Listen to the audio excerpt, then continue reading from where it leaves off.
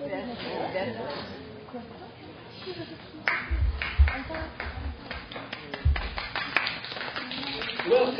to the University of Verne Theatre's production of Shakespeare's Twelfth Night. There will be one 10-minute intermission with restroom facilities near the theater entrance in the sports pavilion. Please turn off your cell phones now, not on vibrate, and come back soon for upcoming productions of Samuel Beckett's Happy Days on May 13th and 15th just outside this theater, and a fabulous group of one-acts on the week of May 17th to the 21st. Thank you, and enjoy.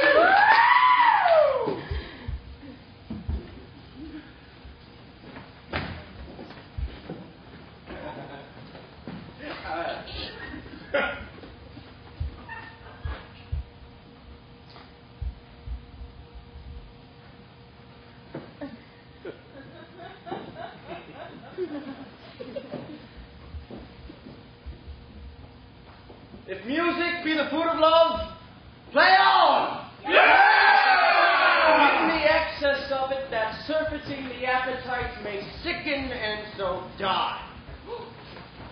That's straight again. It had a dying fall.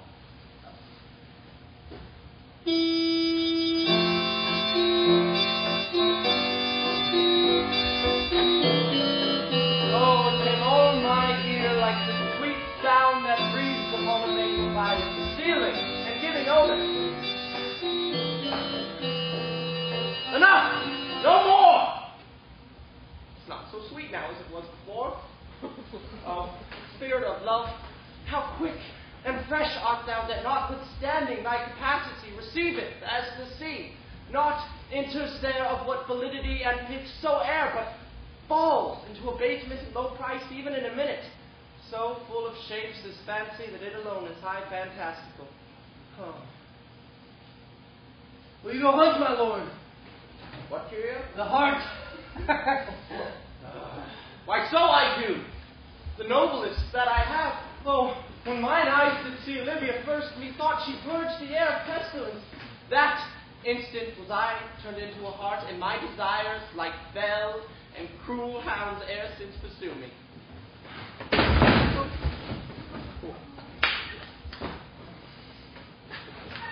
How now? What news from her? So please, my lord, I might not be admitted.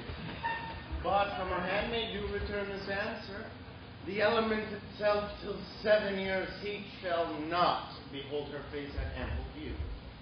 But like a cloister she will veiled walk, and water once a day her chamber round, with eye attending brine. All this to season a brother's dead love, which she would keep fresh and lasting in her sad remembrance. Oh, She that hath the heart of that fine frame, to pay this debt of love but to a brother? How will she love when the rich golden shaft hath killed the flock of all affections else that live in her? When liver, brain, and heart, these sovereign thrones are all supplied, and filled her sweet perfections with one self king. Away, before me, sweet beds of flowers. Love thoughts lie rich when canopied with bowers.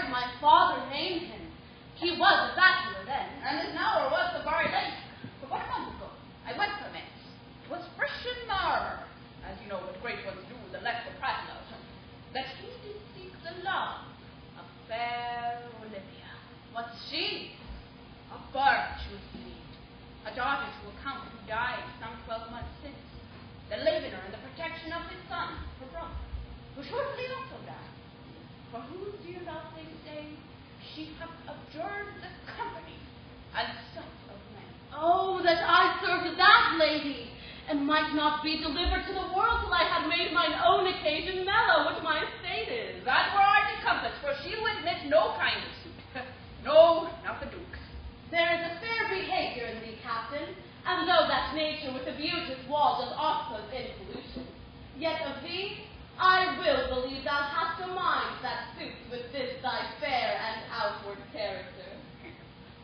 go. I prithee, and I'll pay thee bountifully. Conceal me what I am, and be my aid for such disguise as haply shall become the form of my intent. I'll serve this duke. Thou shalt present me as an eunuch to him. It may be worth thy pains, for I can sing and speak to him in many sorts of music that will allow me very work of service. What else mayhap to time I will commit? Only shape thou thy silence to my wit. Oh. Be you his eunuch, and your mute I'll be. When my tongue blabs, then let mine eyes not see. Safety! Lead me on.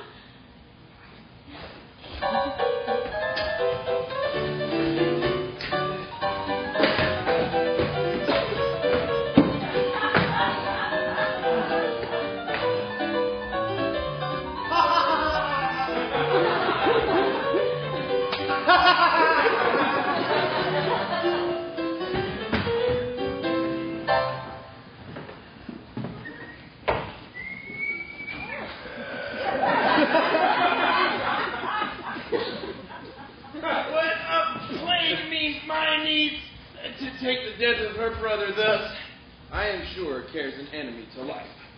Sir Toby, you must come in earlier, O knight. Your cousin, my lady, takes great exception to your ill of hours. Well, let her accept before accepted. Aye, but you must confine yourself to the modest limits of order. Confine? I'll confine myself no finer than I am. These clothes be good enough to drink in, and so be these boots too. When they be not, let them hang themselves in their own straps. That cropping and drinking won't do you. I heard my lady talk of it yesterday. And of a foolish knight you brought in one night to be her wooer. Oh, Sir Andrew at you cheek? Aye, he. He's as tall a man as any Vinalia. Well, what's that to the purpose? Why, he has 3,000 ducats a year. Aye, but he'll be but a year in all those ducats. He's a very fool and a prodigal. Aye, that you should say so. He plays the viol de gamboy, speaks 3 or 4 languages, word for word, without book, and he has all the good gifts of nature. He has almost natural. For besides that he's a fool, he's a great quarreler.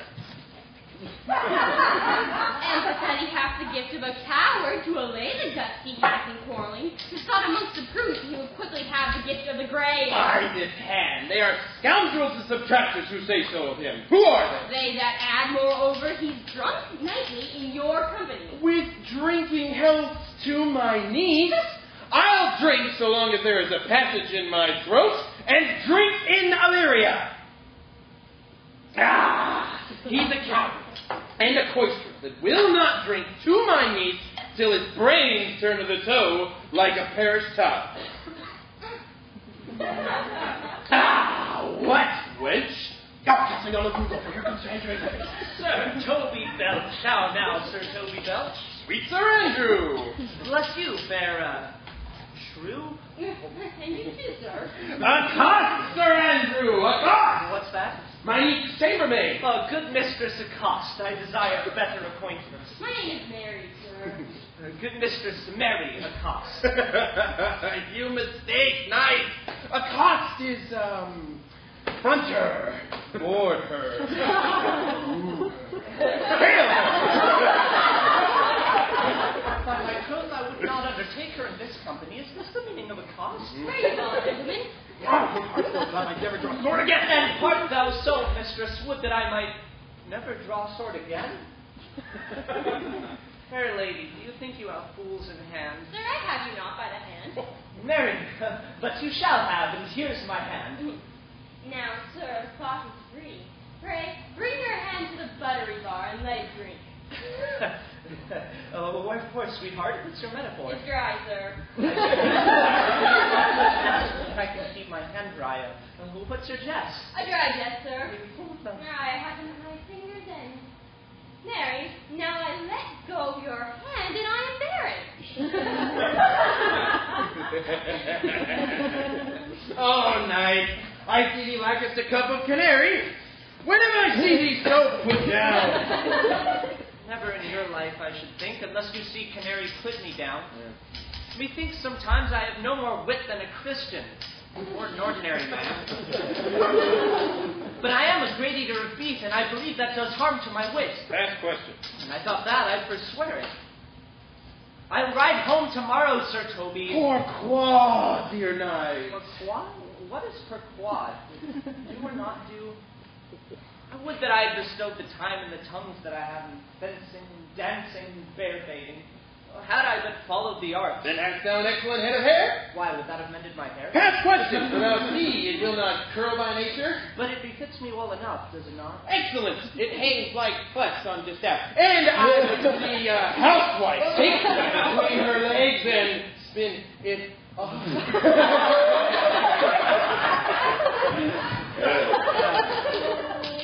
Faith, I'll ride home tomorrow, Sir Toby. Your niece will not be seen. If she be, it's 4 to 1. She'll not agree. The Count himself here hard by woos her. Still none of the Count. She'll not match above her degree, neither in estate, years, nor wit. I heard her swear it. Touch! There's life in it, man. I'll stay among them. I'm a fellow of the strangest mind in the world. I delight in revels and masks, sometimes altogether. I'm not good at these kickshaws, dear knight. As good as any man in Illyria, whatsoever he be, under the degree of my betters, yet I will not compare with an old knack. What is thy excellence in a galliard, dear knight? Faith, I can cut a caper. And I can cut the mutton to it. And I, at the back trick, simply as strong as any man in Illyria.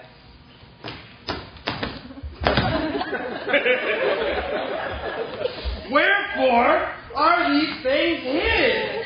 Wherefore have these gifts a curtain before them?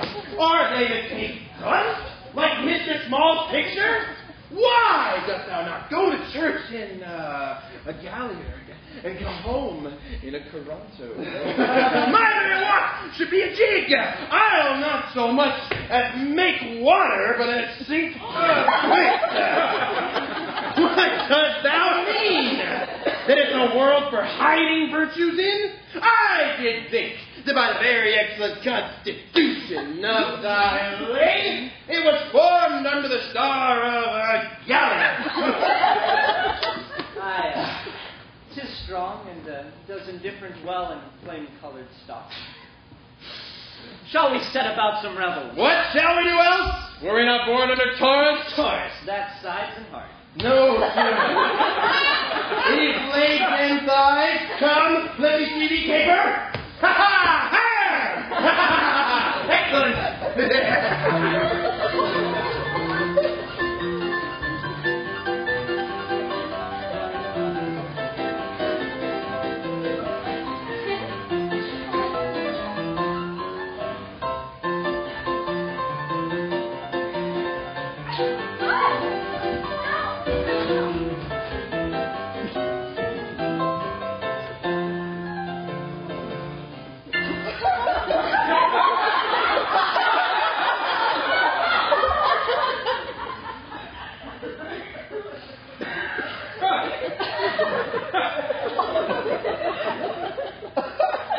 If the Duke continues these favors, Cesario, you are like to be much advanced. He hath known you but 3 days, and already you are no stranger. You either fear his humor or my negligence that you call in question the continuance of his love. Is he inconstant, sir, in his favor? No, believe me. I thank you. Here comes the Count. Who saw Cesario ho? On your attendance, my lord, here. Stand your while aloof.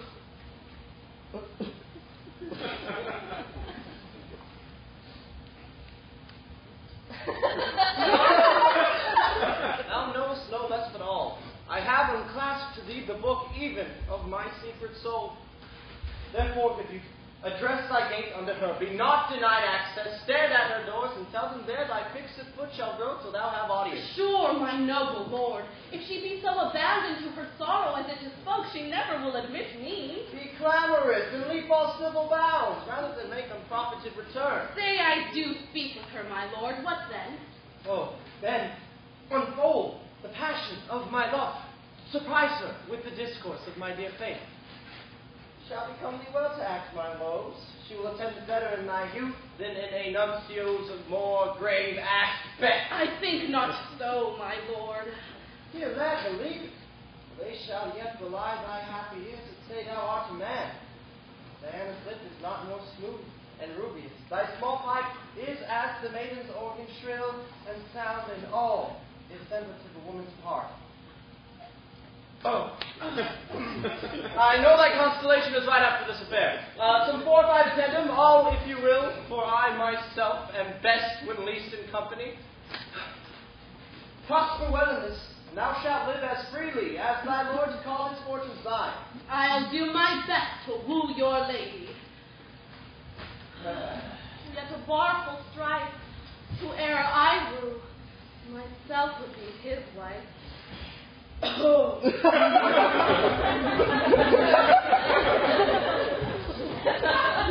Nay, either tell me where thou hast been, or I will not open my lips so wide as a bristle may enter in the way of thy excuse. Verily you hang me for being so long absent. Oh, let her hang me. He that is well hanged in this world needs to fear no colors. Yet you will be hanged for being so long absent. Ah, many a good hanging prevents a bad marriage. You're resolute, head. No, not so, neither. But I'm resolved on 2 points. That if one pole, the other will break. And if they both break, your gas will fall. Oh, act in good faith. Very apt. We'll go thy way. If Sir Toby were to leave drinking, thou wert as witty a piece of East flesh as any in Illyria. You rogue, no more of that. Here comes thy lady, Hugh, to make your chief wisely for bed. Wait till me thy will. Put me into good wooing. Ah, God bless thee, lady! Take the fool away. Did you not hear, gentlemen? Take away the lady. Go to your dry, fool. I'll know more of you. Besides, you grow dishonest. 2 faults, Madonna, that drink and good counsel will amend. Forget the dry fool drink. Then is the fool not dry. Fails the dishonest man mend himself. If he mend, he is no longer dishonest. Cannot, let the jailer mend him. The lady may take away the fool, gentlemen. Therefore I say again, take her away. Sir, I bade them take away you. Miss Prison in the highest degree. Lady Cuculus, non fascipo nacu. But you say, we're not lost in my brain.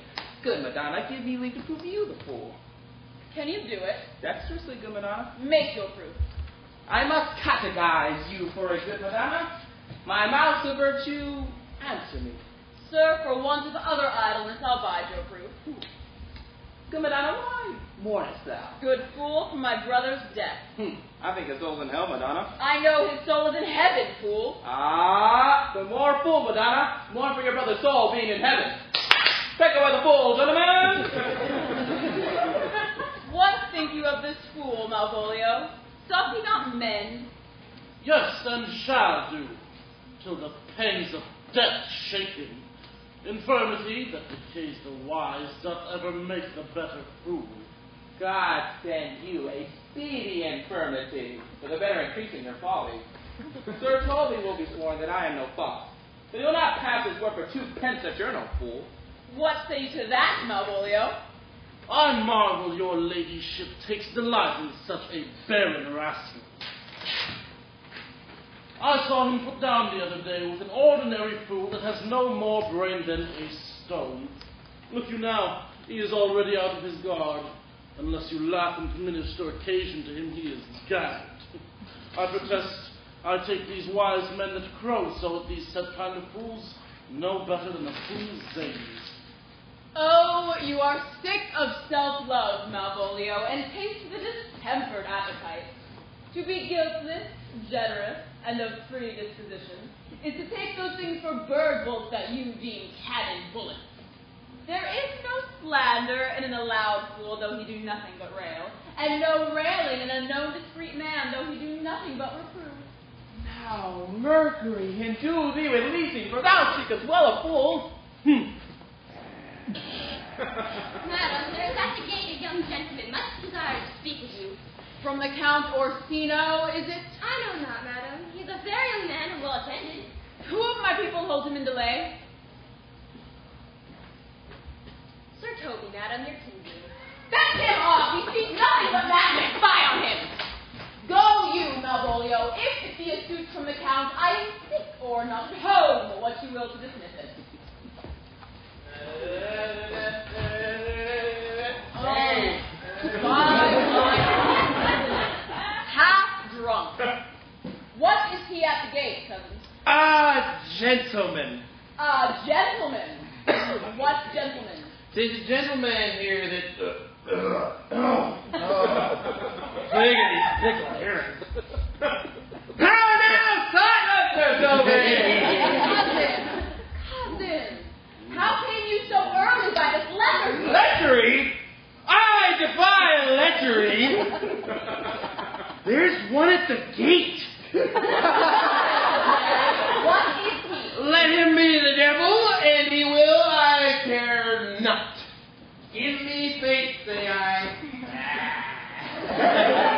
Well, 'tis all one. What is a drunken man like, fools? Like a drowned man, a fool, and a madman. One drafted but he makes him the fool. The second nags him, the third drowns him. Then go thee and seek the coroner, and let him sit on my cub, for he is in the third degree of drink he's drowned. Go, look after him. He is but mad yet, Madonna, and so the fool shall look to the madman. Madam, yon young fellow swears he will speak with you. I told him you were sick. He takes on him to understand so much, and therefore comes to speak with you. I told him you were asleep. He seems to have a foreknowledge of that too, and therefore comes to speak to you. What should be said to him? He's fortified against any denial. Tell him he shall not speak with me.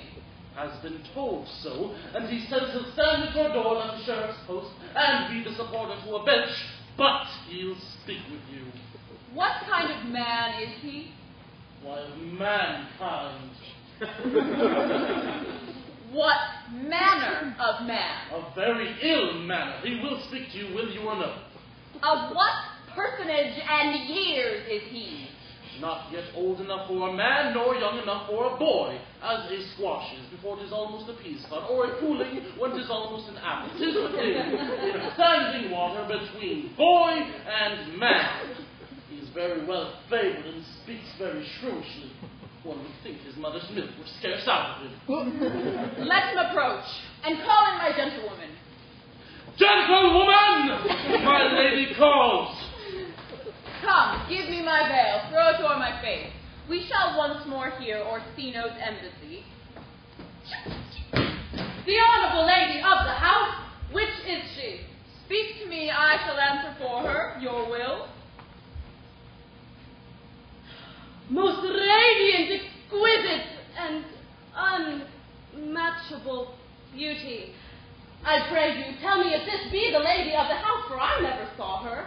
I would be loath to cast away my speech, for besides that it is excellently well penned, I have taken great pains to con it. Good beauties, let me sustain no scorn. I am very comfortable even to the least sinister usage. Whence came you, sir? I can say little more than I have studied, and that question's out of my part. Good gentle one, give me modest assurance if you be the lady of the house, that I may proceed in my speech. Are you a comedian? No, my profound heart. And yet by the very fangs of malice I swear I am not that I play. Are you the lady of the house? If I do not usurp myself, I am. Most certain if you are she, you do usurp yourself. For what is yours to bestow is not yours to reserve. But this is from my commission. I will honor my speech in your praise, and then show you the heart of my message. Come to what is important in it. I'll forgive you the praise. Alas, I took great pains to study it, and 'tis poetical. Is the more light to be feigned? I pray you, keep it in. I heard you were saucy at my gates, and allowed your approach rather to wonder at you than to hear you. If you be not mad, be gone. If you have reason, be brief. 'Tis not that time of moon with me to make in one so skipping a dialogue. Will you hoist sail, sir? Here lies your way. No, good swabber, I am to hold here a little longer. Some mollification for your giant, sweet lady. Tell me your mind. I am a messenger. Sure you have some hideous matter to deliver, since the courtesy of it is so fearful. Speak your office. It alone concerns your ear. I bring no overture of war, no taxation of homage. I hold the olive in my hand. My words are as full of peace as matter. yet you began rudely. What are you? What would you? The rudeness that hath appeared in me have I learned from my entertainment. What I am and what I would are as secret as maidenhood. To your ears, divinity. To any others, profanation. Give us this place alone. We will hear this divinity.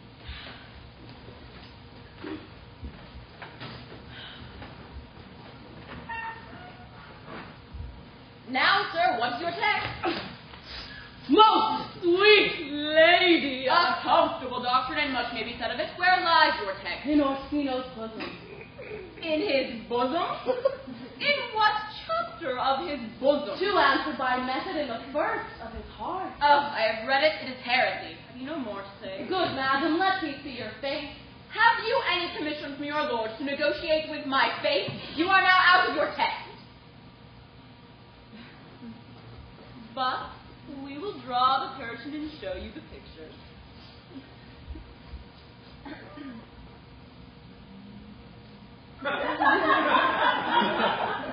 Look you, sir, such a one I was this present. It's not well done. Excellently done. If God did all. 'Tis ingrained, sir, 'twill endure wind and weather. His beauty truly blends his red and white nature's own sweet and cunning hand laid on. Lady, you are the cruelest she alive, if you would leave these graces to the grave and leave the world no copy.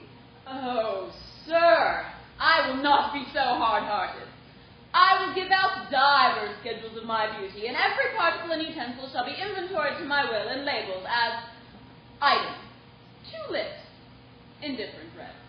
Item, 2 gray eyes, with lids to them. Item, 1 neck, 1 chin, and so forth. Were you sent hither to appraise me? I see what you are too proud. But if you were the devil, you are fair. My lord and master loves you. Oh, such love could be but recompense, though you are crowned the nonpareil of beauty. How does he love me? With adoration, fertile tears, with groans that thunder loud, with sighs of fire. Your lord does know my mind. I cannot love him. Yet I suppose him virtuous, know him noble, of great estate, of fresh and stainless youth, in voices well divulged, free, learned, and valiant, and in dimension and shape of nature a gracious person, and yet I cannot love him. He might have took his answer long ago. If I did love you in my master's flame with such a suffering, such a deadly life, in your denial I would find no sense. I would not understand it. Why? What would you? Make me a willow cabin at your gate and call upon my soul within the house. Write loyal cantons of contemned love and sing them loud, even in the dead of night. Halloo your name to the reverberate hills, and make the babbling gossip of the air cry out, Olivia!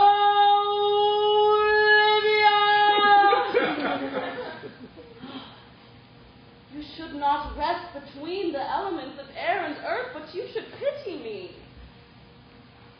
You might do much. What is your parentage? Above my fortunes, yet my state as well. I am a gentleman. Get you to your lord. I cannot love him, let him send no more. Unless, perchance, you come to see me again. Tell me how he pays you. I thank you for your pain. Fare you well. Spend this for me. I am no speed post, lady. Keep your purse. My master, not myself, lacks recompense. Love makes his heart of flint that you shall love, and let your fervor, like my master's, be placed in content. Farewell, fair cruelty.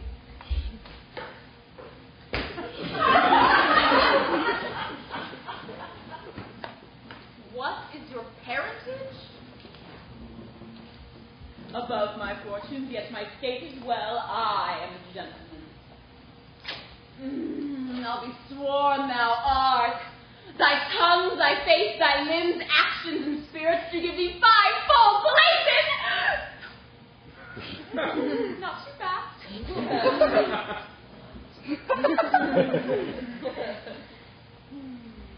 Unless the master was a man.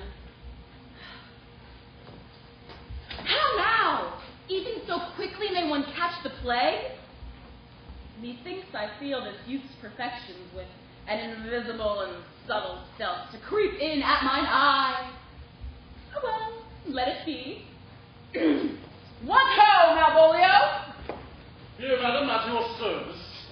Run after that same peevish messenger, the county's man. He left this ring behind him, would I or no. Tell him I'll none of it. Desire him not to flatter with his lord, nor to hold him up with hopes. I am not for him. If that youth will come this way tomorrow, I'll give him reasons for it. Hie thee, Malvolio. Madam, I will.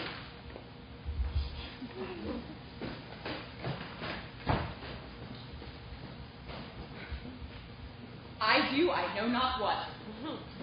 And fear to find mine eye too great a flatterer for my mind. Fate, show thy force. Ourselves we do not owe. What is decreed must be. But be this so?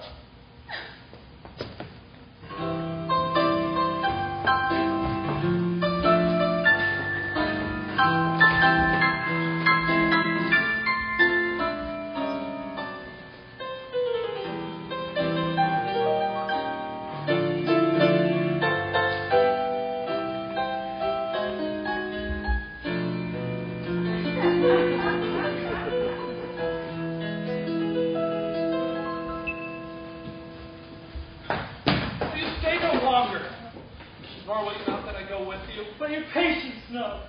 My stars shine darkly over me. The malignancy of my fate might perhaps distemper yours. Therefore I shall crave you of your leave that I may bear my evils alone. It were a bad recompense for your love for me to lay any of them on you. Let me know of you whether you are bound. No sooth, sir. My determined voice mere extravagancy.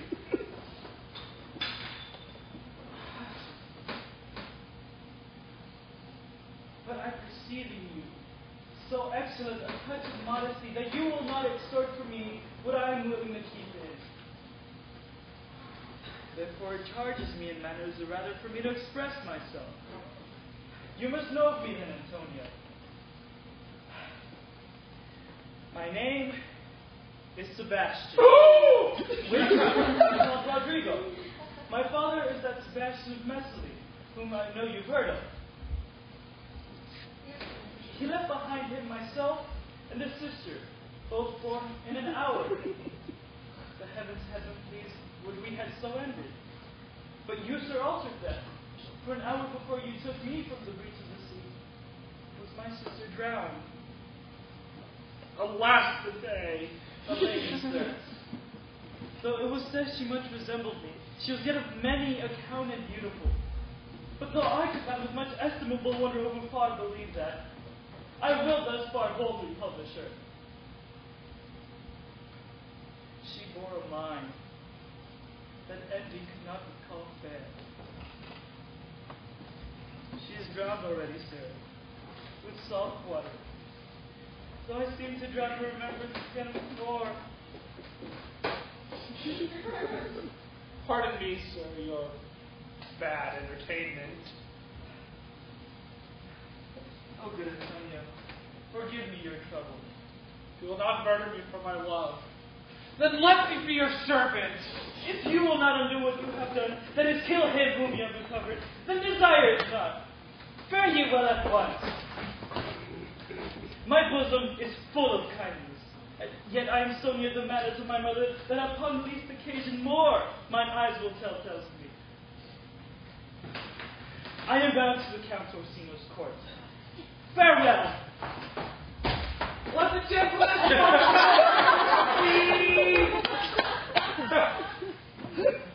I have many enemies in Orsino's court. Else would I very shortly see thee there.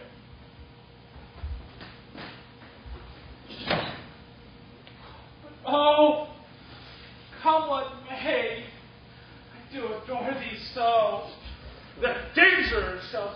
court. And how will go?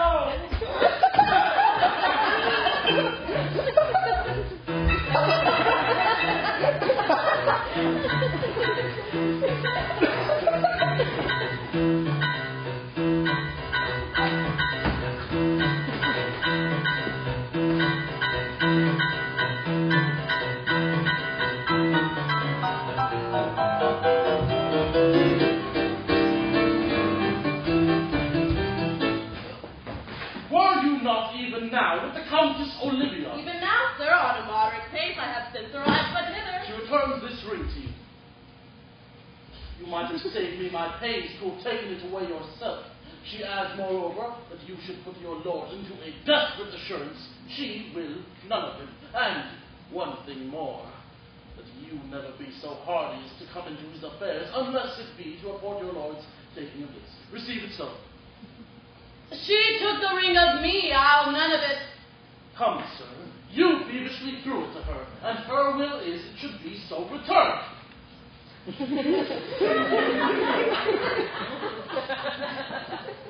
If it be worth stooping for, there it lies in your arm. If not, be it his that finds it. I left no ring with her. What means this lady? Oh, fortune forbid my outside have not charmed her. She made good view of me. Indeed, so much that sure me thought her eyes had lost her tongue, for she did speak and starts distractedly. She loved me. The cunning of her passion invites me in this churlish messenger. None of my lord's ring, why he sent her none. I am the man. Could be so intent, poor lady. She would better love a dream. Disguise, I see thou art a wickedness, wherein the pregnant enemy does much.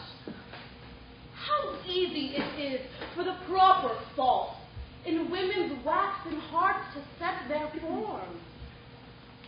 Alas, our frailty is the cause, not we. For such as we are made of, such we be. Oh, how is it sad? My master loves her dearly, and I, poor monster, fond as much on him, and she mistaken seems to dote on me. Oh, what will become of this? As I am man, my state is desperate for my master's love. As I am woman, now, alas the day. What thriftless sighs shall poor Olivia breathe? Oh, time, thou must untangle this, not I. It is too hard a knot for me to untie.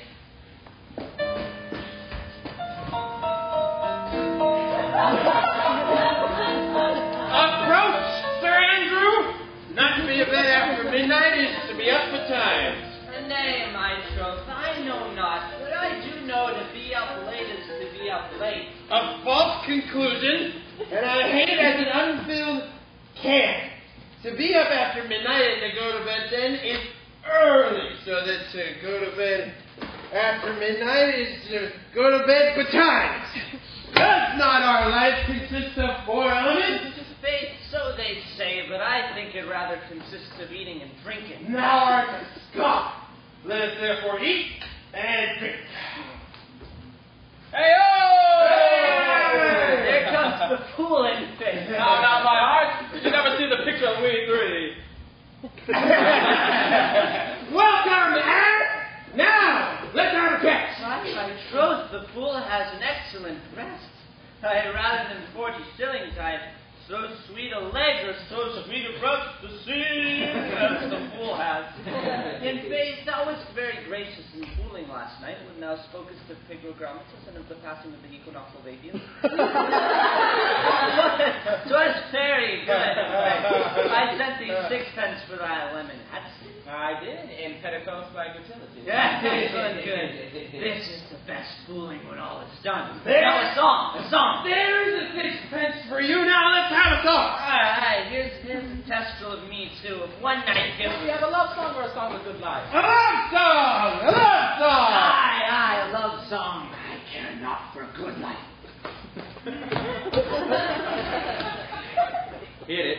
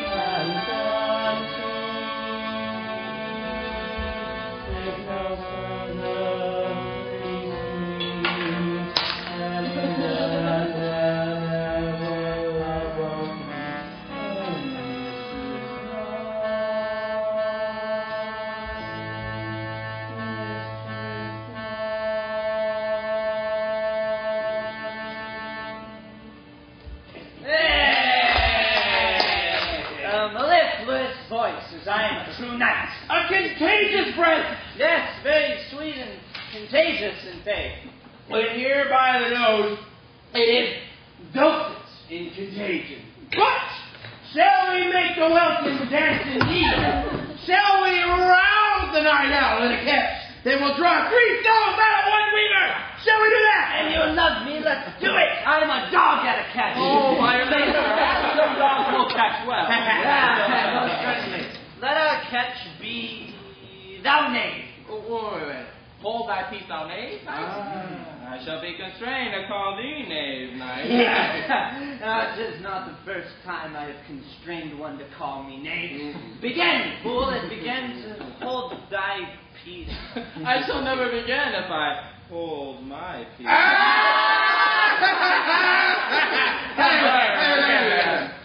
Hold thy peace, and I pray thee hold thy peace.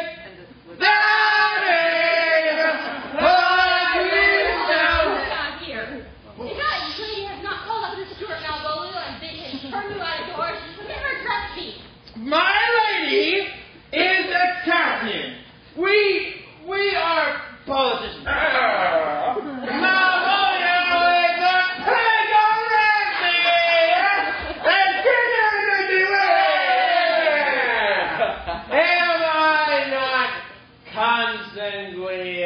Am I not of her blood?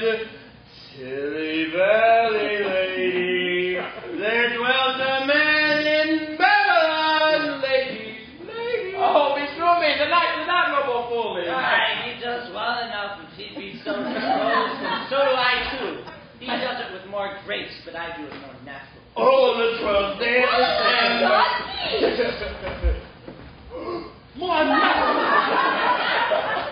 Are you mad, or what are you? Have ye no wit, manners, nor honesty, but to gather like thinkers at this time of night? Do ye make an alehouse out of my lady's house, that ye squeak out your closures touches without any mitigation or remorse of voice? Ye have no respect. of place, persons, nor time in you. We did keep time, sir. In our kitchen! Sir told me I must be round with you. My lady bade me tell you that though she harbors you as her kinsman, she's nothing allied to your disorders. If you can separate yourself and your misdemeanors, you are welcome to the house. If not, and it would please you to take leave of her, she is very willing to bid you farewell.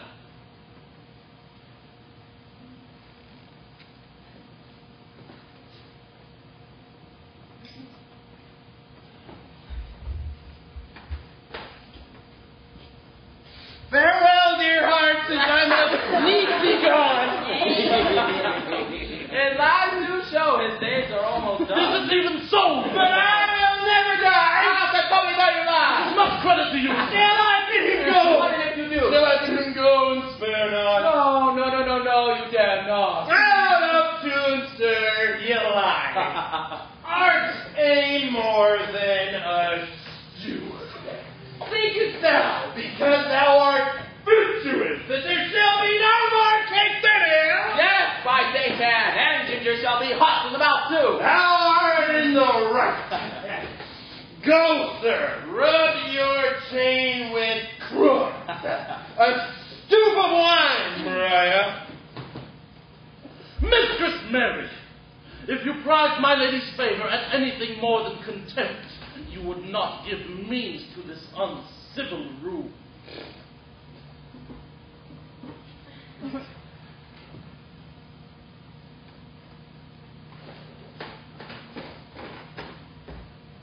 She shall know of it by this hand.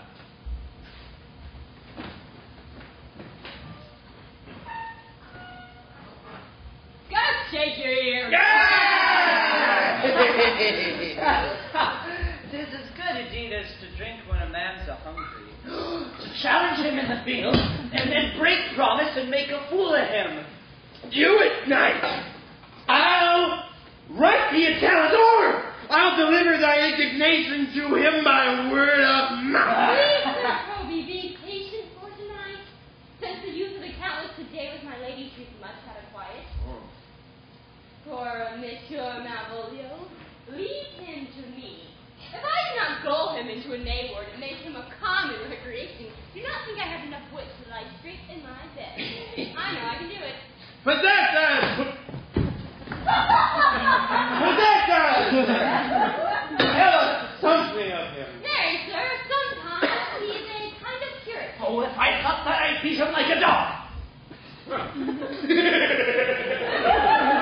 What? For being a Puritan? Thy most exquisite reason, dear knight. I have no exquisite reason for it, but I have reason good enough. The devil of Puritan that he is, or anything constantly, but a time pleaser, an affectioned ass, the best persuaded of himself, so crammed as he thinks with excellencies, that it is his ground of faith that all that look upon him love him. It is on that vice that my revenge will find medical cause to work. What wilt thou do? I will drop in his way some obscure epistles of love, wherein by the color of his beard, the shape of his leg, the manner of his gait, the expression of his eye, forehead, and complexion, he shall see himself most feelingly impersonated. I can write very like my lady or me, but on a forgotten matter we can hardly make the distinction of our hands. Excellent! I smell a device! I have it in my nose too. He shall think that by the letters that thou wilt drop, that they come from my niece, and that she's in love with him! My purpose is indeed a horse of that color. And your horse would now make him an ass.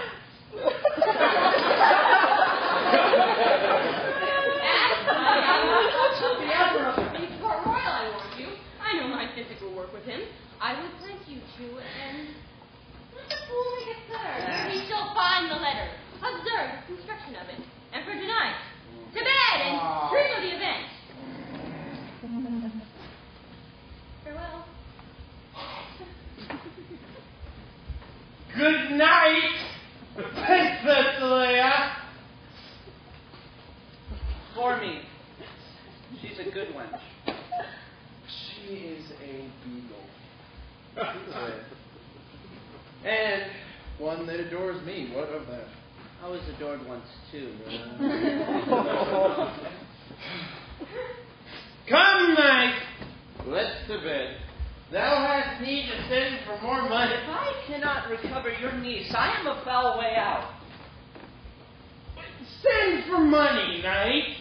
If thou hast her not in the end, call me cut. And I do not. Never trust me. Take it how you will. Come, I'll burn some sack. It is too late to go to bed now. Come, night. Come, night.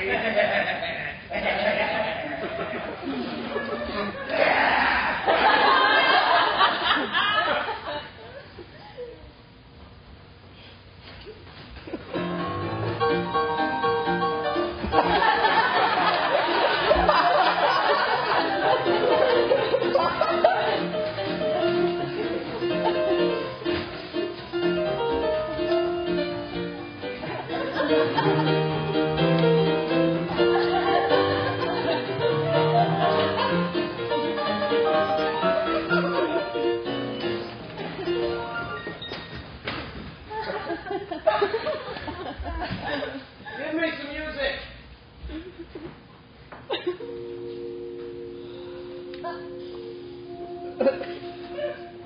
Now, tomorrow, friends.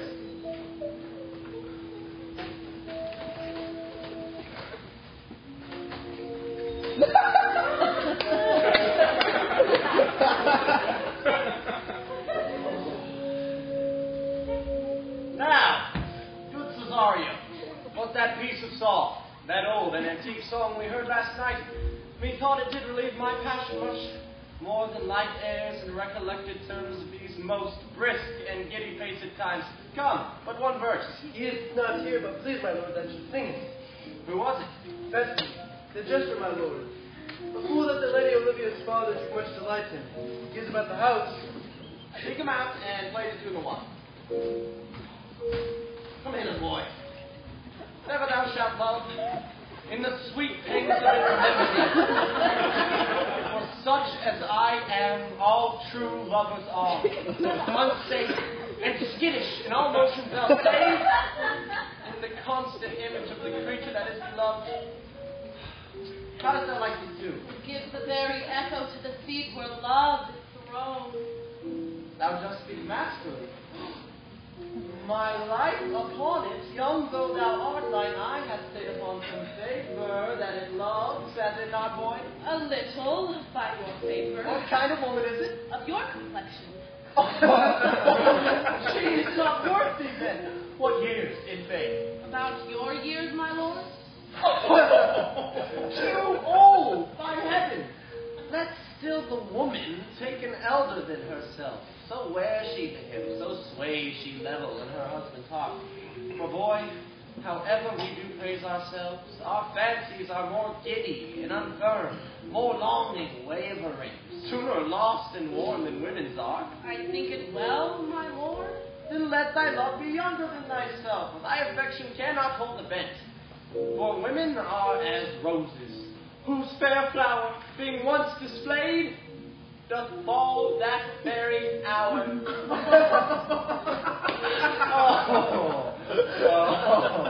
they are, alas that they are so to die, even when they to perfection grow.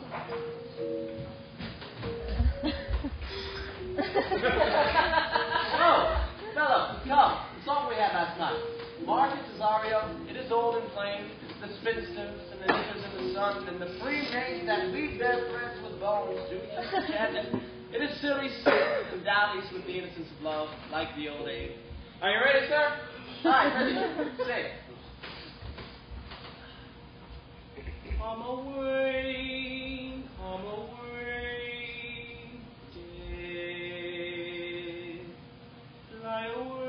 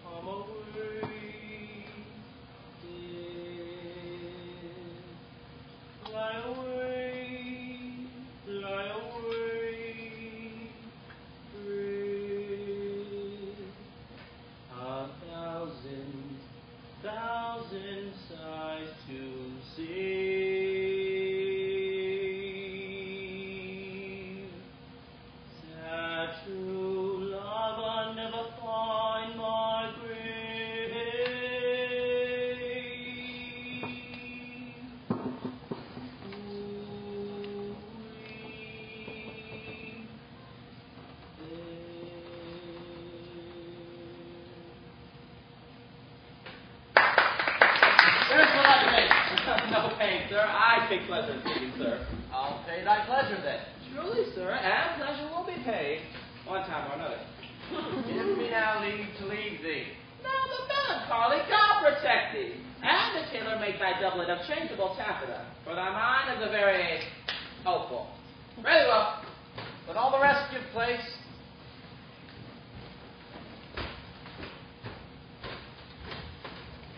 Once more, Cesario, get thee beyond sane sovereign cruelty. Tell her my love, more noble than the world, prizes not quantity of dirty lands. The parts that fortune hath bestowed upon her, tell her I hold as giddily as fortune, but 'tis that miracle and queen of gems that nature pranks her and attracts my soul. But if she cannot love you, sir? Cannot be so answered. Sooth, but you must. Say that some lady, as perhaps there is, has for your love as great a pang of heart as you have for Olivia. You cannot love her. You tell her so. Must she not then be answered? There's no women's sides can buy the beating of so strong a passion as love doth give my heart. No women's hearts so big to hold so much. They lack attention. Alas, their love may be called appetite. No motion of the liver but the palate that suffers circuit, cloyment, and revolt. The mind is all as hungry as the sea, can digest as much. Make no compare between that love a woman can bear me and that I will live you. Try, but I know. What dost thou know? Too well what love women to men may owe. In faith, they are as true of heart as we. My father had a daughter, loved a man, as it might be perhaps were I a woman, I should your lordship. And what's her history? A blank, my lord. She never told her love, but let concealment like a worm in the bud feed on her damask cheek. She pined in thought, and with a green and yellow melancholy, she sat like patience on a monument, smiling at grief. Is not this love indeed? We men may say more, swear more, but indeed our shows are more than will. For still we prove much in our vows, but little in our love. What died thy sister of her love, my boy? I am all the daughters of my father's house, and all the brothers too. And yet I know not. Sir! Shall I to this lady? Aye, that's the thing. To her in haste. Give her this jewel. Tell her my love can give no place by no delay. Oh.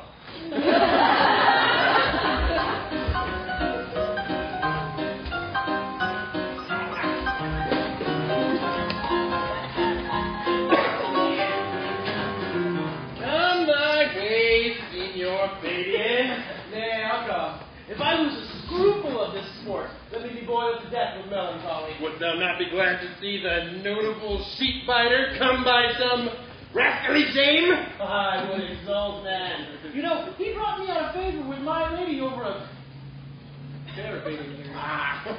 To fool him, we'll have the bear again, and we shall anchor him black and blue. Shall we not, Sir Andrew?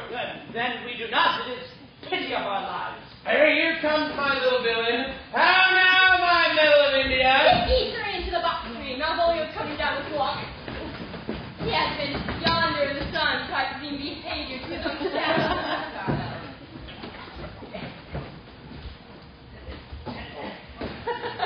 Observe him for the love of mockery, for I know this matter will make a contemplative idiot of him. Close in the name of Jessica. Lie down there, for here comes the trot that must be caught for tickling. I'll punch you in your little red hat.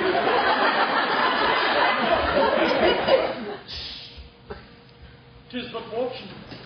All is fortune.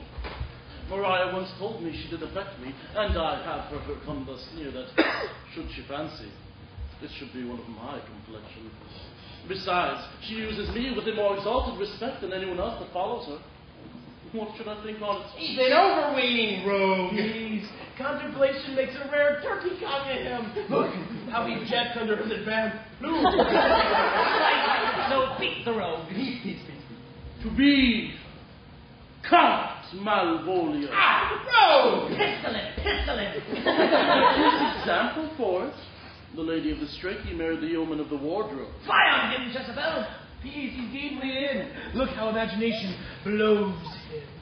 Having been 3 months married to her, sitting in my state, For a stone bow that I could hit him in the eye. calling my officers about me in my branched velvet gown, having come from a day where I have left Olivia sleeping. Fire and brimstone! And then, for the humor of state, after a demure travel of regard, telling them I know my place as I would they should do theirs, to ask for my kinsman, Toby. Both things checked! 7 of my with an obedient start make out for him. I frown a while and perchance wind up my watch or play with my some rich jewel.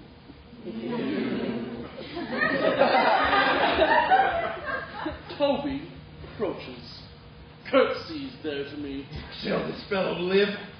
I extend my hand to him, thus quenching my familiar smile with an austere regard of control. And does not Toby take you a blow on the lip then? Saying, Cousin Toby, my fortunes having cast me on your niece, give me this prerogative of speech. What? You must amend your drunkenness.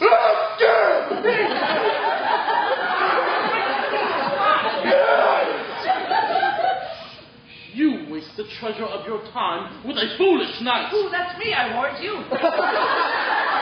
Run for Andrew. I knew it was I. For a minute you called me fool, and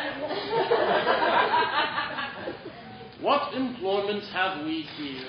Now the woodcock near the chin. Peace. In the spirit of good humor, intimate reading aloud in him. Why, my life.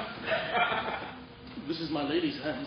These be her very seeds, her use, her tease, and thus make she her great peas. It is in contempt to question her hand. her C's, her use, her T's, why those?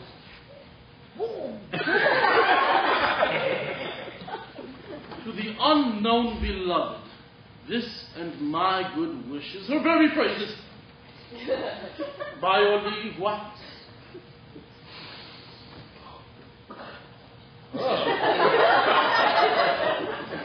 Soft, and the impressure of her Lucrece with which she uses the seal. 'Tis my lady. To whom should this be? This wings and liver and all. Jove knows I love, but who? Lips, do not move. No man must know. No man must know. What follows? The number's altered. No man must know if this should be thee, Malvolio. Hey thee, Brock! I may command where I adore, but silence, like a Lucrece knife with bloodless stroke, my heart doth gore. M-O-A-I doth sway my life. Equestrian riddle! Excellent wench, say I. M-O-A-I doth sway my life. Nay, but first, let me see. Oh, what dish of poison has she dressed for him? And with what wing does Daniel Turks at it?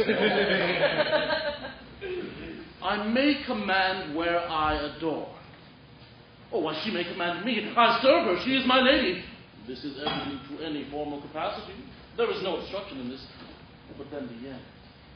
What should that alphabetical position portend? If I could make that resemble something in me. Sorry. M-O-A-I. I make that a B's at a consent. M, Malvolio. M! Why, that begins my name! Did I not say he were work it out. The current is excellent at faults. But then there is no consonancy in the sequel that suffers under probation. A should follow, but O does. And O shall end it, I hope. Aye, or I'll cudgel him and make him cry. Oh. And then I comes behind. Aye, and had you any eye behind you, you might see more detraction at your heels than fortune before you. M-O-A-I. This simulation is not as the former. And yes, to crush this a little, it would bow to me, for every one of these letters are in my name. Oh, but soft, here follows prose. If this fall into thy hand, revolve.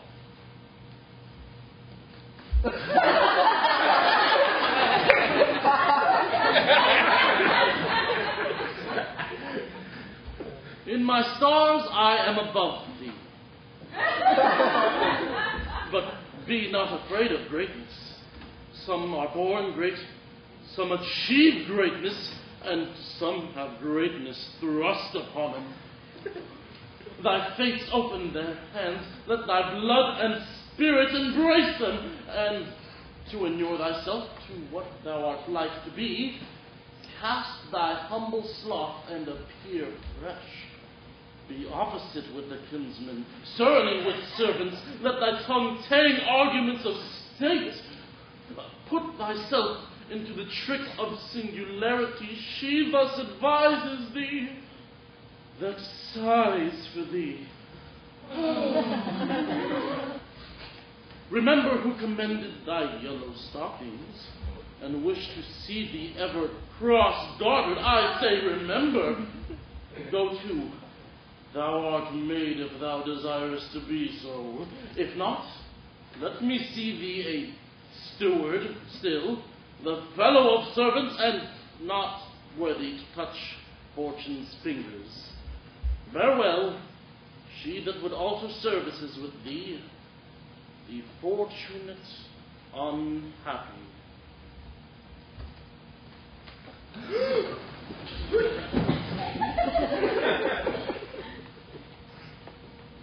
Daylight and champagne discovers not more. This is open. I will be proud. I will read politic office. I will baffle Sir Toby. I will wash off gross acquaintance. I will be point device the very man. I do not now fool myself to let imagination jade me, for every reason excites to this, that my lady loves me. She did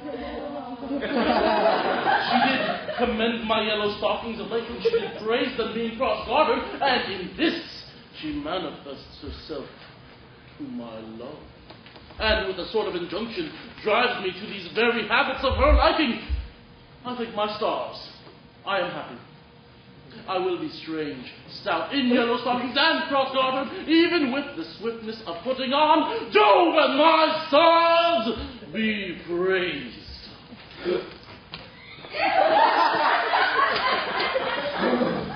Here is it a postscript.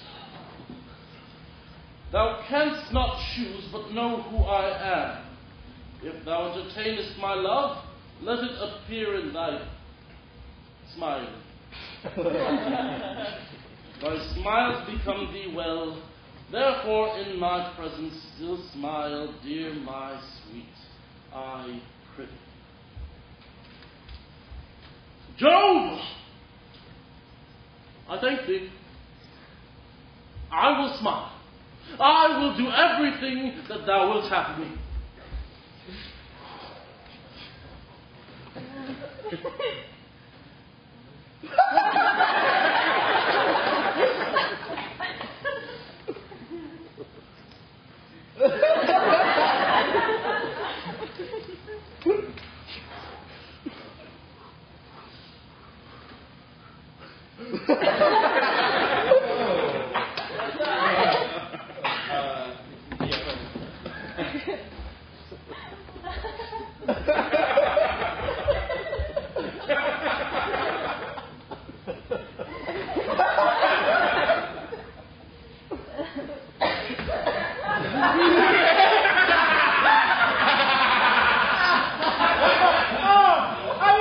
give my part of this sport up for a pension of 1,000 defames on the Sophie. I could marry this wench for this device. So could I too. And ask no dowry with her, but such another death. Nor I either. There goes my noble go-getter. Oh, wilt thou set foot on my neck? My faith or on mine either. Shall I play my freedom at trade trip and become thy barn slave? Or I either. Why, thou hast put him in such a dream that when the image of it leaves him, he must run mad. Nay, but say true doesn't work upon him. Like aqua vita to a midwife.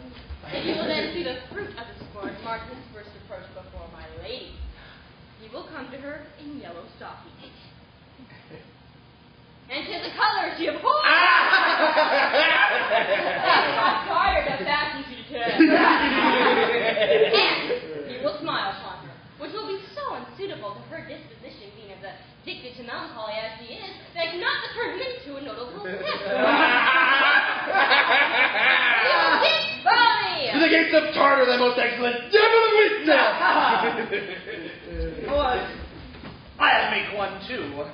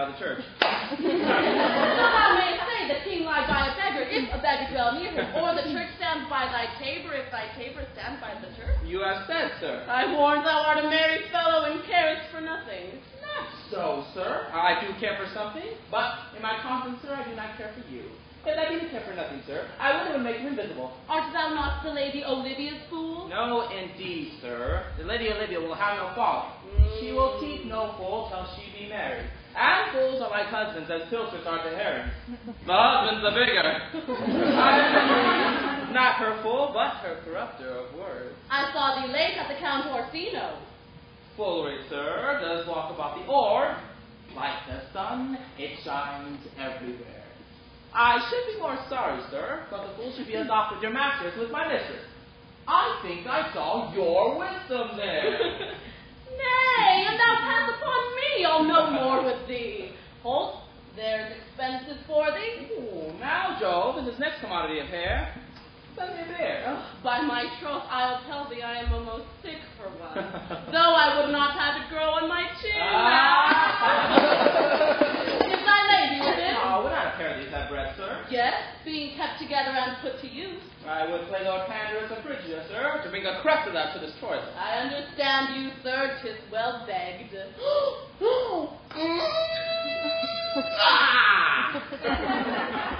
I will construe to them whence you come, who you are, and what you would, or how do I welcome. I might say element, sir, but the word is overworn.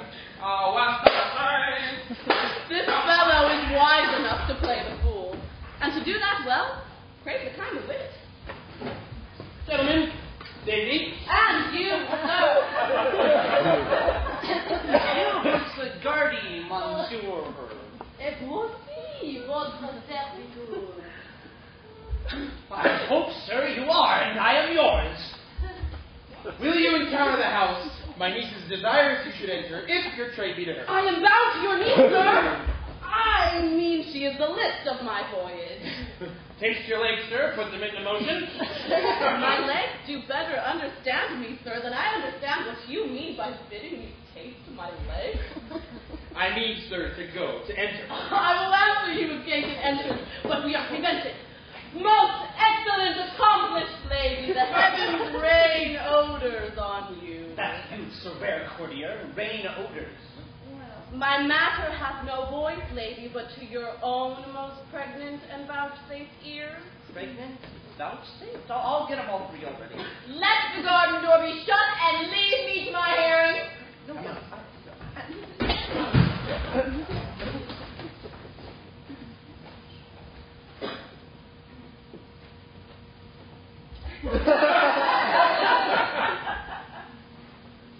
Give me your hand, sir. My duty, madam, and most humble servant. What is your name? Cesario is your servant's name, fair princess. My servant? 'Twas never merry world since lowly fame was called compliment. You are servants to the Count Orsino, you. And he is yours, and his must needs be yours. Your servant's servant is your servant, madam. For him I think not on him, for his thoughts would they were blanks rather than filled with me. Madam, I come to whet your gentle thoughts on his behalf. Fire leave, I pray you, I beg you never again to speak of him. But would you undertake another suit? I would rather hear you to solicit that than music from the spheres. Here, lady, Give me leave, beseech you. I did send after the last enchantment you did hear, a ring in case of you. So did I abuse myself, my servant, and I fear me, you. Under your hard construction must I say, to force that on you in such a strange cunning which you do none of yours, what might you think? Have you not set mine honor at the stake and bathed it with all the unmuzzled thoughts that here in his heart can think? To one of your receiving enough is shown. A cypress not the bosom hides my heart, so let me hear you speak. I pity you. That's a degree, love. No, not a grind, for 'tis vulgar proof that very oft we pity enemies. Why, methinks 'tis time to smile again. Oh, how apt the poor are to be proud. If one should be a prey, it is all the better to fall before a lion than the wolf. This clock afrays me with the waste of time. Be not afraid, good youth, I will not have you. But when wit and youth come to harvest, your wife is like to reap a proper man. There lies your way. Due west. Then westward ho, grace and good disposition attend your lady. Yield nothing, madam, to my lord by me. Stay for me. That you do think you are not what you are. If I think so, I think the same of you. I think you're right. I am not what I am. I would you were what I would have you be. Would it be better, madam, than I am? I wish it might, for now I am your fool. Oh, what a deal of scorn was beautiful in the anger and contempt of his lips. A murderous guilt shows not itself more soon than love that would seem hid. Love's night is noon. Cesario, by the roses of the spring, by maidhood, honor, truth, and everything, I love thee so that, maugre all thy pride, nor wit nor reason can my passion hide. By my innocence, I swear, and by my youth, I have one heart, one bosom, and one truth, and that no woman has, nor never none shall mistress be of it, save I alone. And so adieu, good madam. Nevermore will I my master's tears to you deplore. Yes, come again. For thou perhaps mayest smooth that heart which now abhors, to like his love.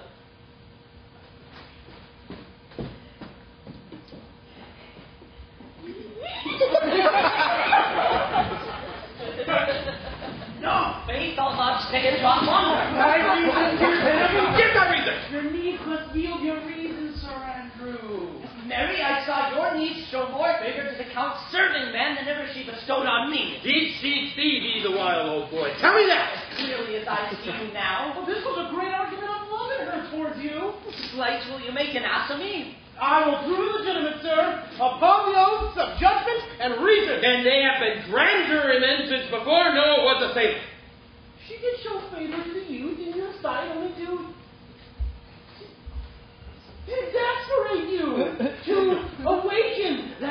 amass valor, to put fire in your heart, and brimstone in your liver.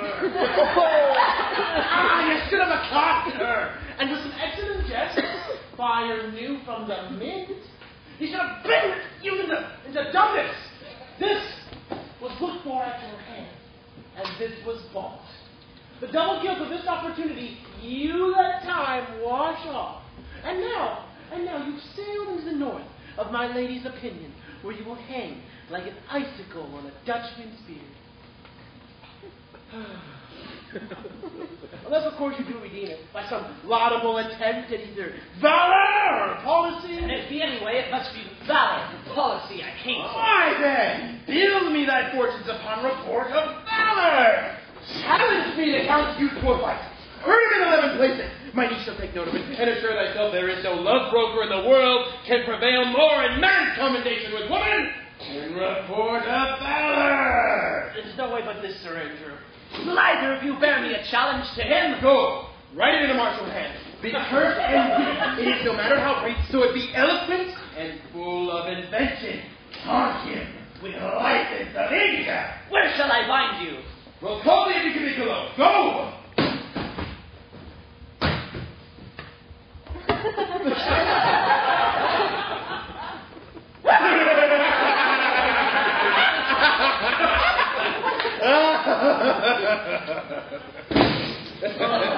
This is a dear mannequin to you, Sir Toby. I have been dear to him, lad, some 2,000 strong or so. Yeah. Oh, we shall have a rare letter from him. But you'll not deliberate. Never trust me then. And by all means, stir on the youth to answer. I think Oxon and Wainwright cannot hail the two together. For Andrew, were he opened and you find so much blood in his liver as will clog the foot of a flea, I'll eat the rest of the anatomy. And his opposite, the youth, bears in his visage no great visage at all. If you desire the spleen and will lap yourself into stitches, follow me. John Bull Malvolio has turned heathen. A very renegado, for there is no Christian that means to be saved by believing rightly can ever believe such impossible passages as grossness. He's in yellow stockings. Ain't cross garters? When I tend that keeps the school in this church, I have dogged him like his murderer. He does obey every point dropped in the letter to betray him. He smiles his face into more lines than is in the new map of the augmentation of the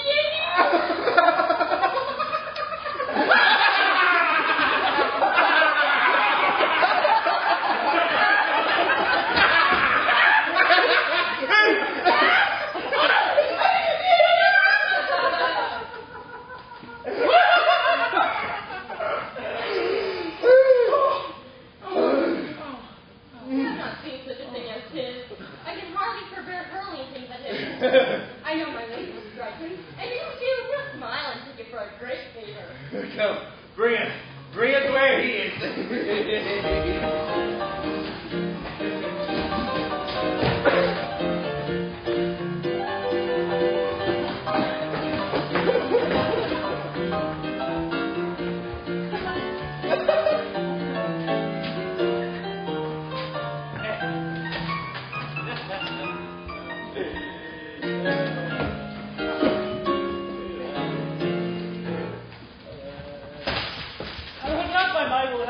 But since you make pleasure of your pain, I will not let it chide you. I could not stay behind you. My desire more sharp than filed steel than spur me forth. Not all love to see you, so much I'm drawn to a longer voyage, but jealousy of what might befall your travels. Being skilless in these parts which to a stranger, unfriended and unguided often prove rough and unhospitable, my willing love, rather by these arguments of fear, set forth in your pursuit. My kind Antonio, I can no other answer make but thanks, and ever thanks. And oft with turns I shuffled off with uncouraged head. But were my worth as my conscience firm, you should find better dealing. What's to do?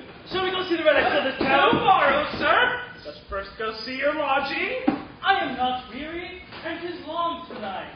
I pray you, let us satisfy our eyes with the memorials and things of fame that do renown this city. Would you pardon me?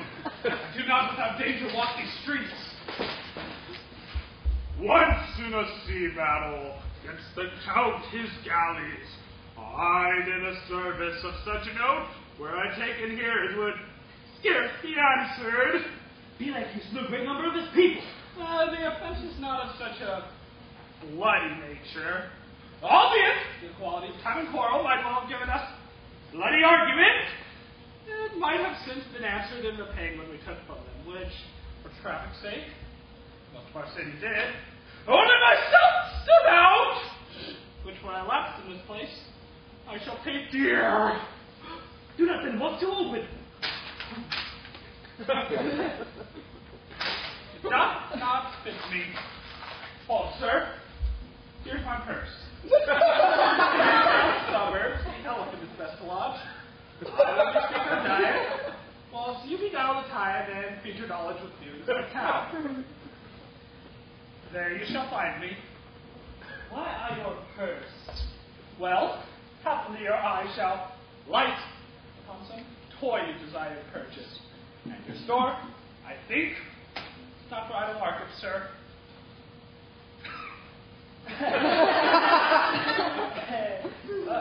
I'll be your purse bearer and leave you for an hour. To the elephant. I do remember.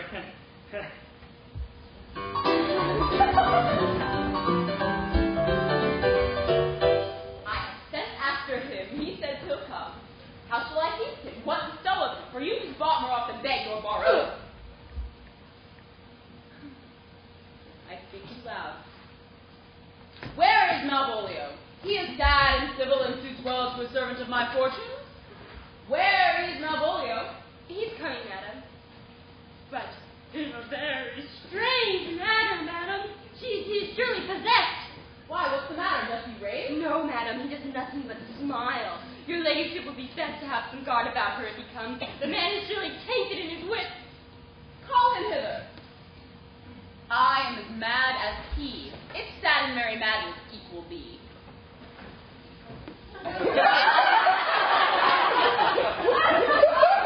Now, Malvolio. Sweet lady.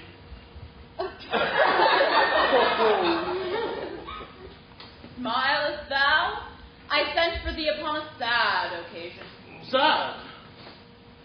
I could be sad.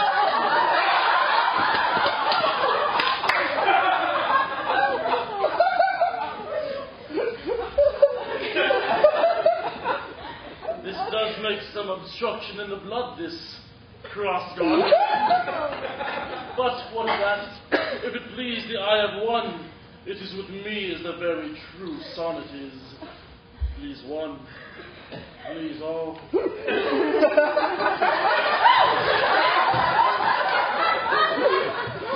Why, what's the matter with you, man? How dost thou? Not black in my mind, though. Yellow in my leg. It did come into his hand, and commands shall be executed. I think we do know the sweet Roman hand. Wilt thou go to bed, Malvolio? To bed! Aye, sweetheart, and I will come to thee. Oh, God comfort thee! Why dost thou smile so and kiss thy hand so oft? How do you, Malvolio? At your request, yes, nightingales answered all. Why appear you with such ridiculous boldness before my lady? Be not afraid of greatness. 'Twas well writ. What meanest thou by that, Malvolio? Some are born great. What sayest thou? Some achieve greatness, and some have greatness thrust. Remember thy yellow stocking? Thy yellow stocking. And wish to see the ever cross-gartered? Cross-gartered. Go to. Thou art made if thou desirest to be so. Am I maid? If not, let me see thee a servant still. Why, this is very midsummer madness. Madam! Oh!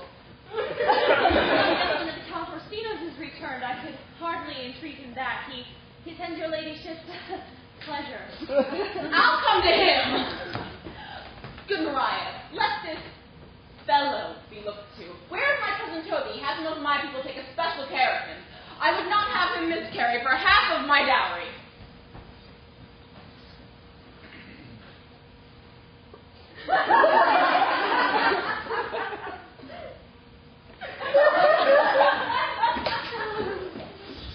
Oh ho!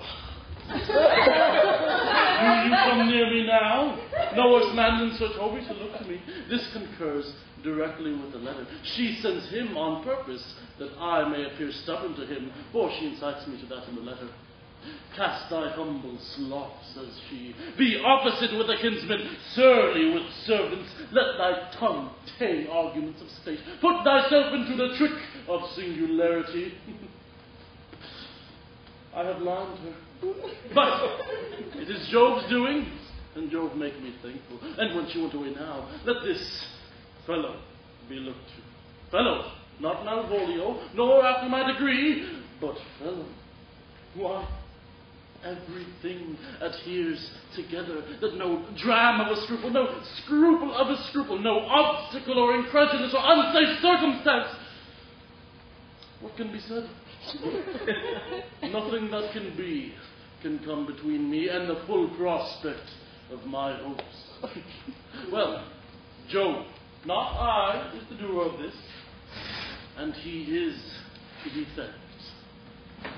Where is he? In the name of sanctity!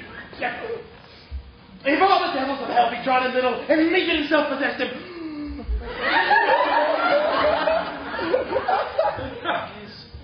Here he is. How is it with you, sir? How are we with you, man? Go off! I discard you. Let me enjoy my private. Go off. Lo, how hollow the fiend speaks within him. Did I not tell you, Sir Toby? My lady prayed you have a care of him. What does she swallow? Go to, hold that peace. This is not the way. We must deal gently. Let me alone.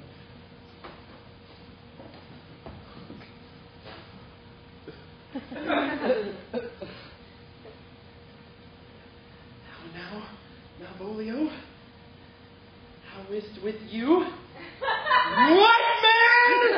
Defy the devil! Consider he's an enemy to mankind! Do you know what you say? For why you speak ill of the devil, how he takes it hard. Pray God would he not be wished. Carry his water to the wise woman! Mary, that's tomorrow if I live.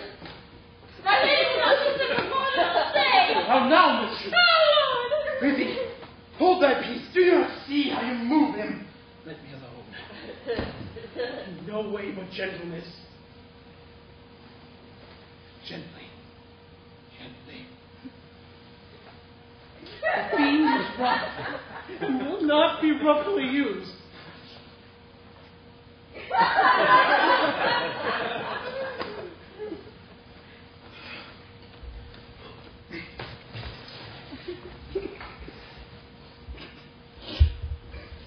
How now, Malvolio?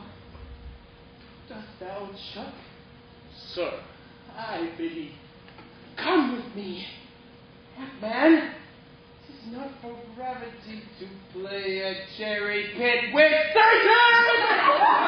Hang him! Foul Tolia! My prayers meet. No, I warn you, he will not hear of godliness. Go hang yourselves all. You are idle, shallow things. I am not of your element.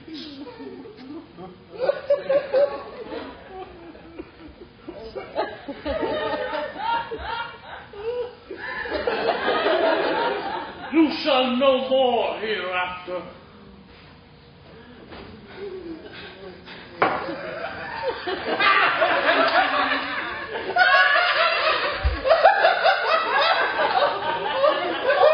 Impossible! If this were played upon a stage now, I could condemn it as an improbable fiction. His very genius has taken the infection of the device there! What is it doing now is to devise the errand. Why, we shall drive him mad indeed. The house will be the quieter. Come. We'll have him in a dark room and bound. My niece is already in the belief that he is mad.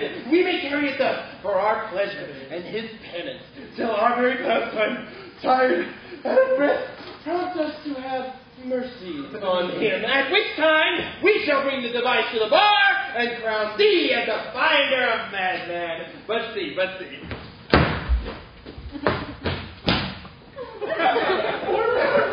Morning. The challenge, read it. I warrant there's vinegar and pepper in it. Oh, is it so saucy? Aye, is it? Stupid read. Give me. You, whatsoever thou art but a scurvy fellow. Good. And Wonder not, nor admire not that thou art. Why I do call thee so, for I will show thee no reason for it. a good note that keeps you from the blow of the law.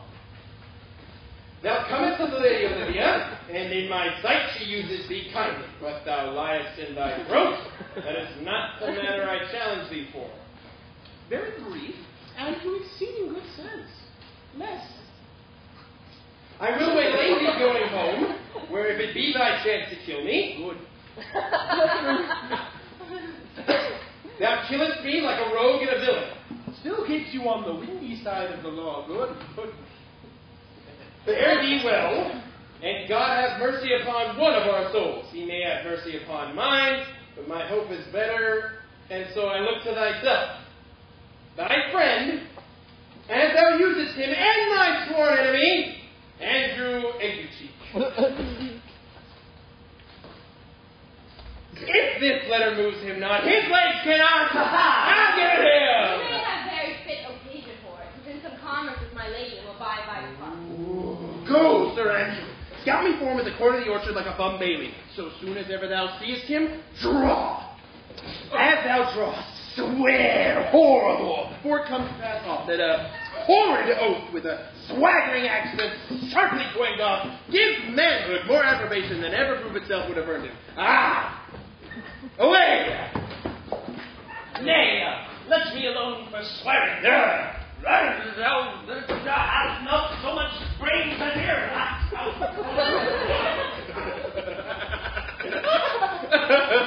Now will I not deliver this letter.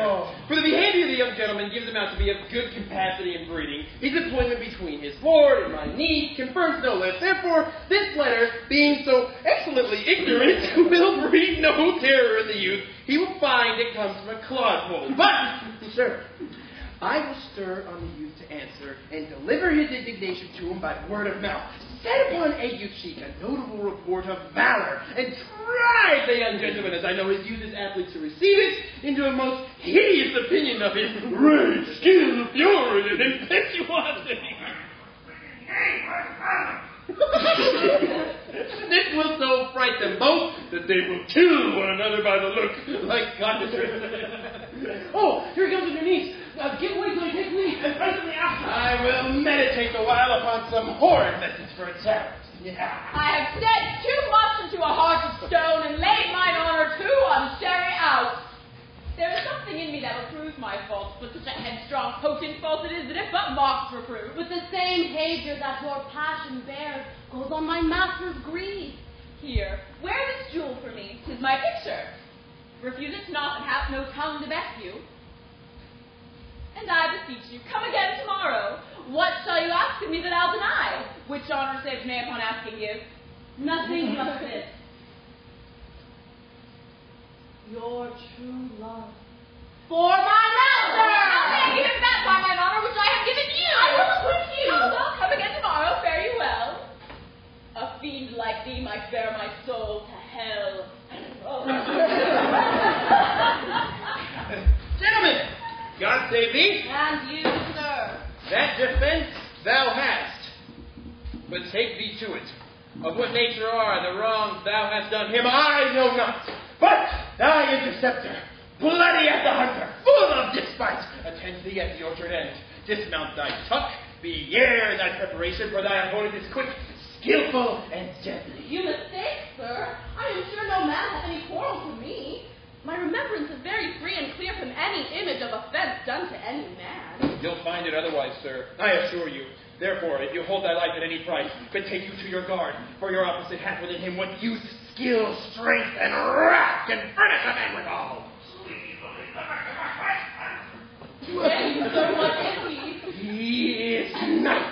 That's trigger on carpet consideration. But he is a devil in private brawl. Souls and bodies hath he divorced. 3.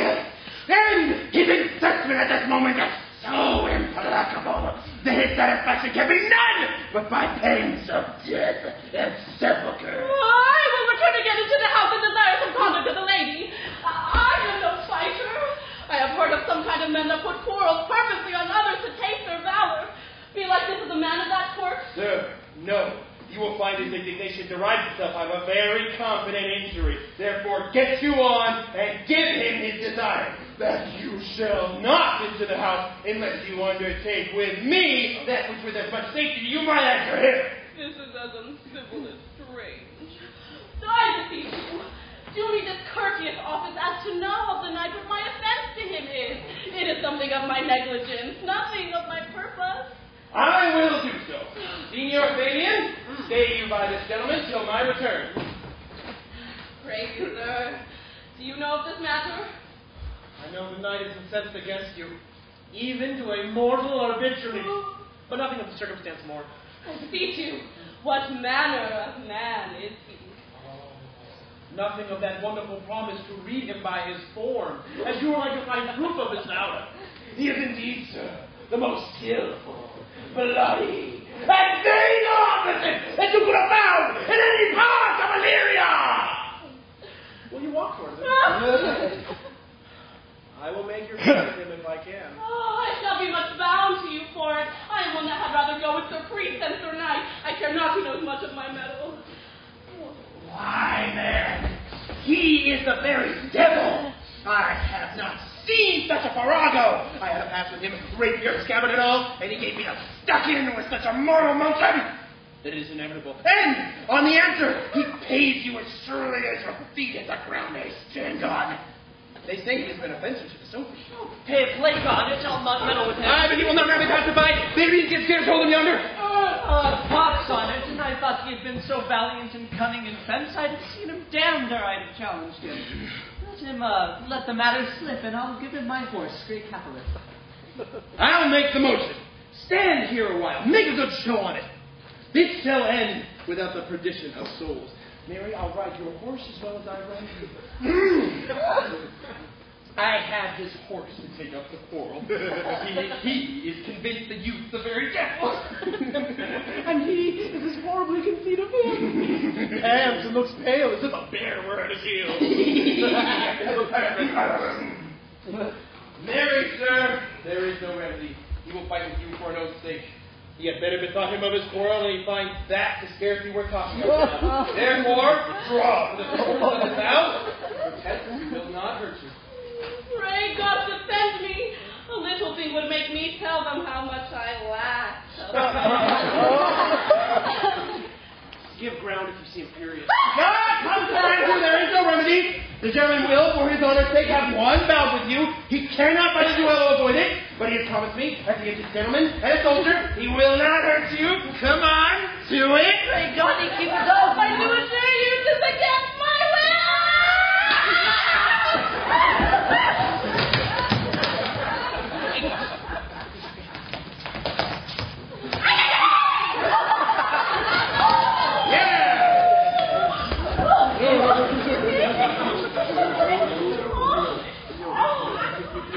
Go! If you just turn. I think he's gone.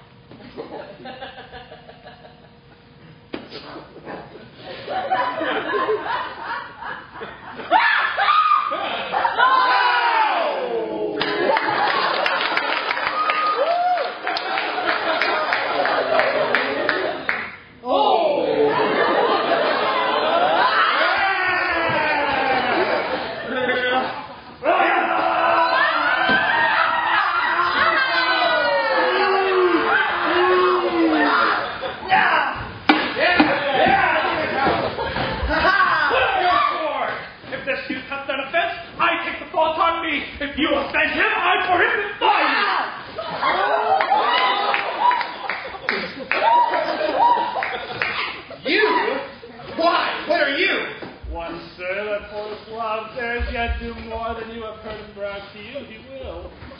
Yes! If you be an undertaker, I am for you. Hold her, Napoleon! Here comes the officer! I'll be with you anon. Pray for put your foot up if you please. Nay, sir, I will. And that which I promise you, I will be as good as my word. She will bear you easily and range well. Businessman, to thy office. Antonio, I arrest thee in the suit of Count Orsino. You do mistake me, sir. No, sir, no jock. I know your favor well, though now you have no sea cap on your head. Aha! Take him away. He knows I know him well. I must obey. There's no remedy, it must be answered. It grieves me much more what I cannot do for you than befalls myself. Stand amazed. Come, sir, away! Oh, I'm money. What money, sir?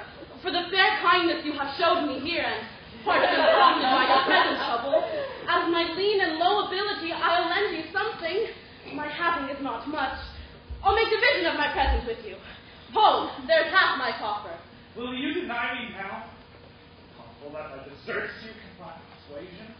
Do not tempt my misery, lest that make me so astounded man, and so upbraid you of the kindnesses I have given you. I know of none, nor know I you by voice or any feature. Oh, heavens, damn stop! Come, sir, I pray you, go! Let me speak a little! This youth that you see here, I snatched one half out of the jaws of death, relieved him of such sanctity of love, and to his image, which methought did promise such venerable worth, that I devotion. What's that to us? The time goes by.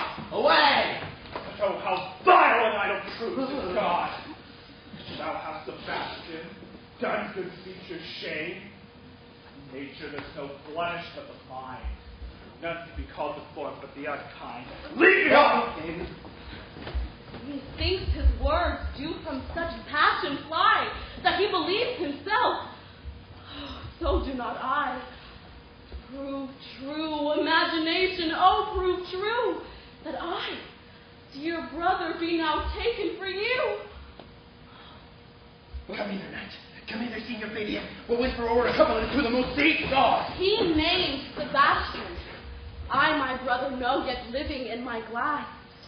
Even such and so in favor was my brother, and he went still in this fashion, color, ornament, for him I imitate. Oh, if it prove, tempests are kind, and salt waves fresh in love. A very dishonest and paltry boy, and more a coward than a hare. His dishonesty shows in him leaving his friend in necessity and denying him, and for his cowardship ask Fabian. A coward? Most about coward. Religious in it. Slid, I'll after him again and beat him. Do so. Cuff him soundly, but never draw thy sword. And I do not...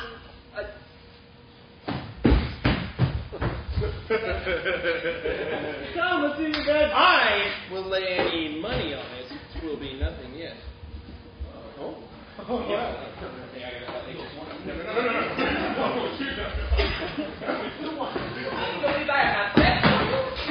Go to. Thou art a foolish fellow. Let me be clear of thee. Well, how that is, babe? No, I do not know you. Nor am I sent you by my lady to bid you come speak with her. Nor your name is not Master Cesario. Oh, no, this is not my nose, neither. So it's so. I pity. Vent thy folly somewhere else. Thou knowest not me. Then, my folly. He has heard this word from a great man and now applies it to a fool. Then, my folly.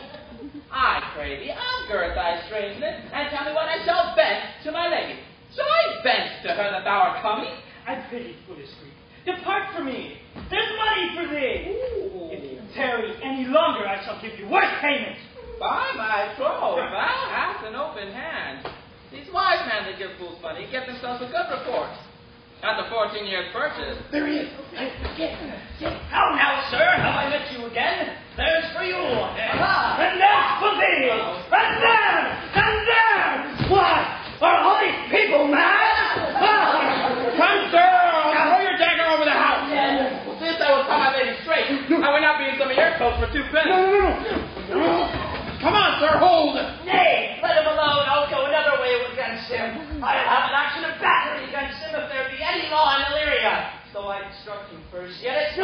that. Let go my hand! Come on, sir, I will not let you go. Come on, my young soldier, you are well blessed. Put up your sword, come on! I will be free from thee! I won't. What wouldst thou now? If thou darest come me further, draw thy sword! What? Nay, I see I must have an ounce or two of this Malapert blood from you! Hold, Toby! On my life I charge thee, hold! Madam? Will it be ever thus? Ungracious wretch, fit for the mountains and barbarous his, where manners ne'er were preached? Out of my sight! Be not meddled in Storio. Rude fiend, be gone! Okay, all right, go.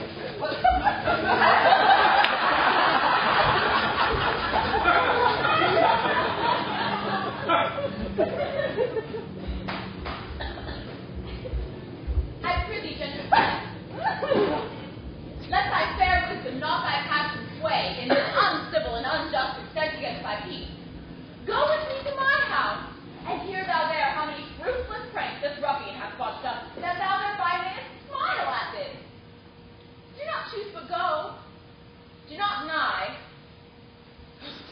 Beshrew his soul for me. He started one poor heart of mine in need. What relish is in this? How runs the stream? Or I am mad. But, or else this is a dream.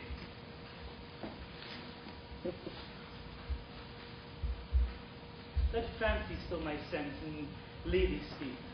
If it be thus the dream, still let me sleep.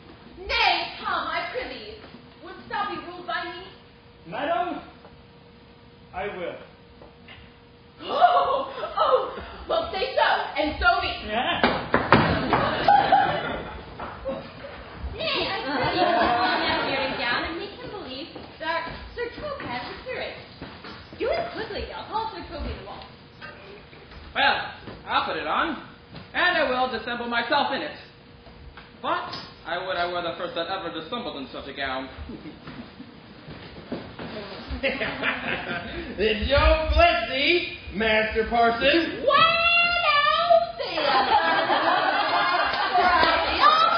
Prague, that never saw pen and ink. Wittily said to a niece of King Gorbadoc, that is. So I, being Master Parson, am Master Parson. But what is that? But that? I'm him, but. Yes? To him, Sir Topaz.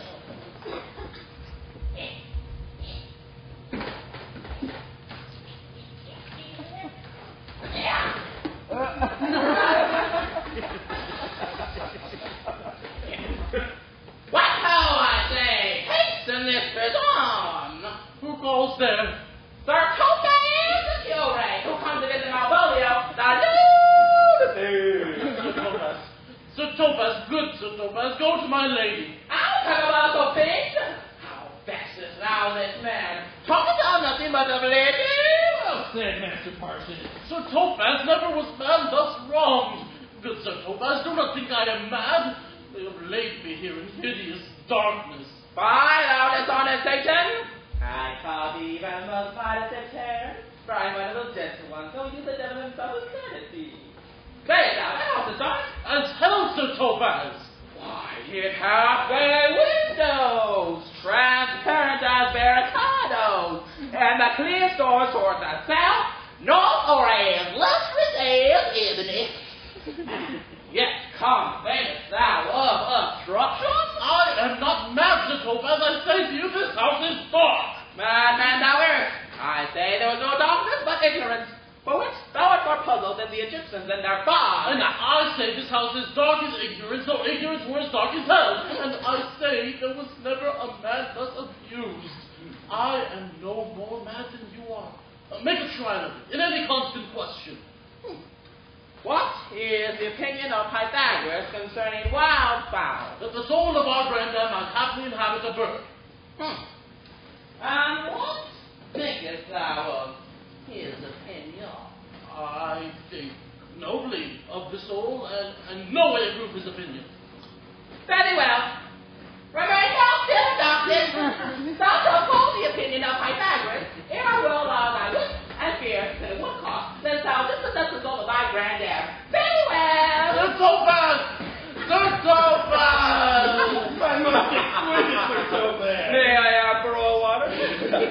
knight without the beard and gown, he sees thee not. To him in thine own voice, and bring me word on how thou findest him.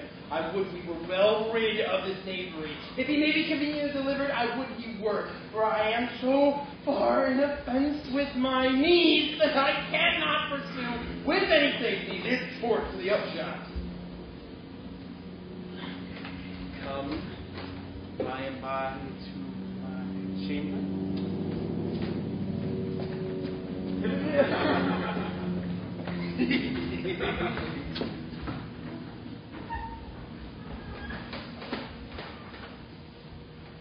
Hey, Robin, jolly Robin, tell me how my lady does. Fool. My lady's on time for thee. Fool. And last night was she so. Fool, I say! That was another. Look off, huh? Good fool.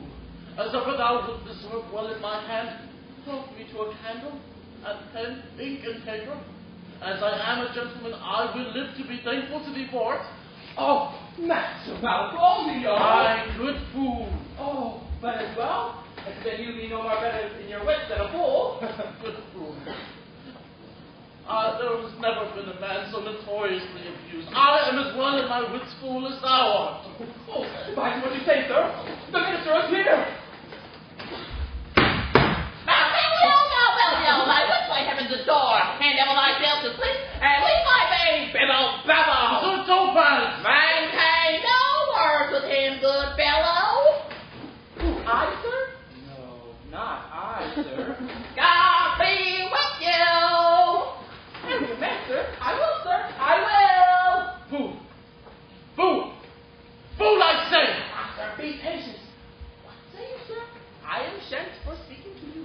Good fool. Help me to some ink and paper. I tell thee, I am as well in my wits as any man in Illyria.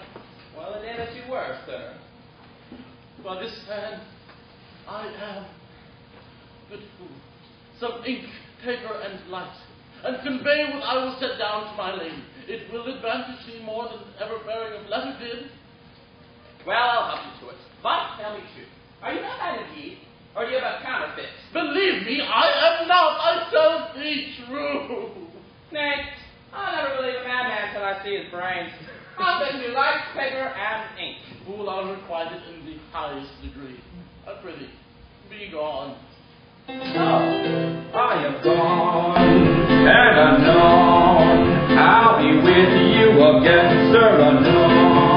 And I try to slide just like the old fight. Your life, your need is only to sustain. So remain and refrain. I'll return to you, will learn just the same as you were, so you can be sure, sir. I am gone, and I'll be back again. I am gone, and anon I'll be with you again, sir, anon. And I try just like the old fight. Your life, your need is only to sustain. So remain and refrain. I'll return and you will learn just the same as you were, sir. You can be sure, sir. I am gone and I'll be back again, anon.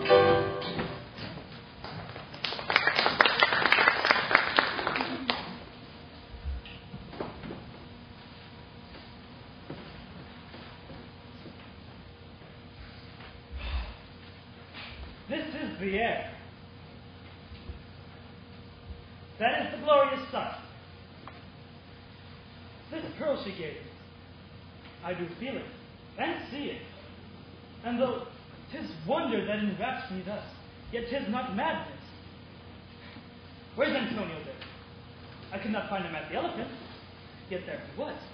And there I found this credit, that he did range to town to seek me out. His counsel now might do me golden service. For though my soul disputes well with my sense, that this may be some error, but no madness. Yet doth this accident and flood of fortune so far exceed all discourse, that I am ready to distrust mine eye, and wrangle with my reason, that persuades me to any other trust, but that I am mad. Or else the lady's mad, gift for show. She could not sway her house, command her followers, take and give back affairs and their dispatch with such a smooth, discreet, and stable bearing as I perceive she does. Something in it that is conceivable. But here the lady comes. Blame not the taste of mine. If you mean well, go with me and with this holy man.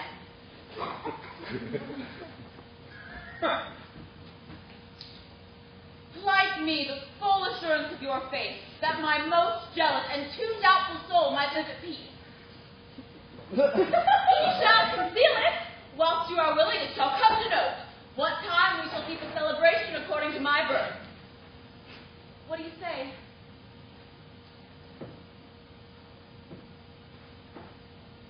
I will follow this good man, and go with thee, and having sworn truth, ever will be true. Then lead the way, good father! And may the heavens so shine that they might fairly note this act of mine.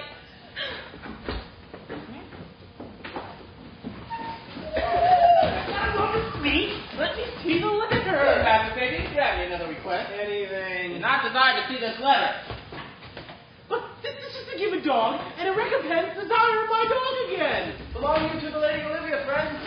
Hi, sir, you are from over trapping. I know thee well. How dost thou, my good fellow? Truly, sir, the better for my foes, and the worst for my friends. Just the contrary. The better for thy friend. No, sir, the worst. How can that be? Marry, sir, they praise me and make an ass of me. Now, for my foes, they tell me plainly I am an ass. Now, for my foes, I may call from the knowledge of myself, and by my friends, I am abused. Why, this is excellent. By my close, sir, no.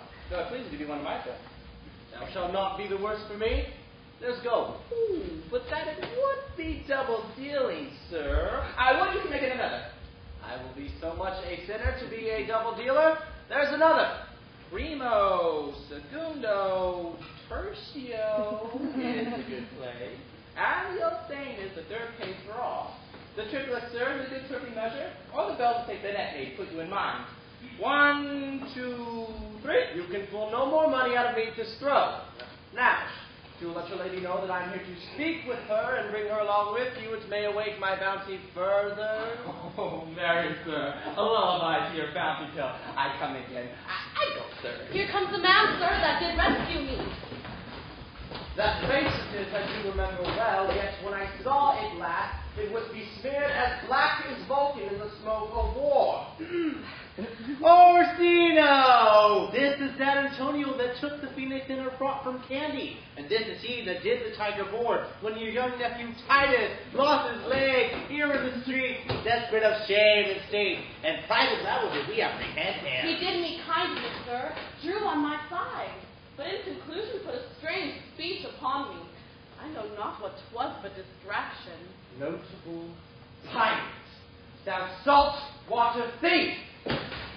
What foolish boldness brought thee to their mercies, whom thou in terms so bloody and so dear hast made thine enemies? Orsino, noble sir, be pleased that I shake off these names you give me. Antonio never yet was a thief or a pirate. Now I confess on basic grounds enough. Orsino's enemy, a witchcraft drew me hither. That most ungrateful boy there by your side, from the rude seas and rage and foamy mouth, did I redeem. A wreck past hope he was, and his life I gave him, and thereto add my love without intention or restraint, all his dedication. For his sake did I expose myself, pure for his love and the danger of this adverse town. Drew to defend him when he was beset, where being apprehended his false cunning, not meaning to partake with me in danger, taught him to face me out of acquaintance. With 20 year removed being while one would win, denied me mine own purse, which I recommended his use not half an hour before. How can this be? When came he to this town? Today, my lord. Here comes the Countess. Oh, now heaven walks on earth. But thee, fellow, thy words are madness. What would my lord but that you may not have when Olivia may seem serviceable? Cesario! Gracious Olivia. What do you say, Cesario? Good, my lord. My lord would speak. My duty hushes me. If it be aught to the old tune, my lord, it is as fat and fulsome to mine ear as howling after music. Still so cruel. Still so constant, lord. What, to perverseness? You uncivil lady, to whose ingrate and unauspicious altars my soul, the faithfulest offerings have breathed out that air devotion tendered, what shall I do? Whatever it so please, my lord, that shall become him. Why should I not, had I the heart to do it, like the Egyptian thief at point of death, kill what I love, a savage jealousy that sometimes savors nobly? But hear me this, since you two non-regardants cast my fate, and that I partly know the instrument that screws me from my true place in your favor, live you the marble-breasted tyrant still. But this, your minion, whom I know you love, and whom by heaven I swear I tender dearly, him will I tear out of that cruel eye where he sits crowded in his master's spite. Come, boy, with me. My thoughts are ripe in mischief. I'll sacrifice the lamb that I do love to spite the raven's heart within a dove. And I most jocund ask unwillingly. To do you rest, 1,000 deaths would die. Where goes Cesario? After him I love. More than I love these eyes, more than my life. More by all more than e'er I shall love wife. If I do feign, you witnesses above, punish my life for tainting of my love. I, me, detested! How am I beguiled? Who does beguile you? Who does do you wrong? Hast thou forgot thyself? Is it so long? Call forth the Holy Father. Come away. Whither, my lord? Cesario, husband, stay.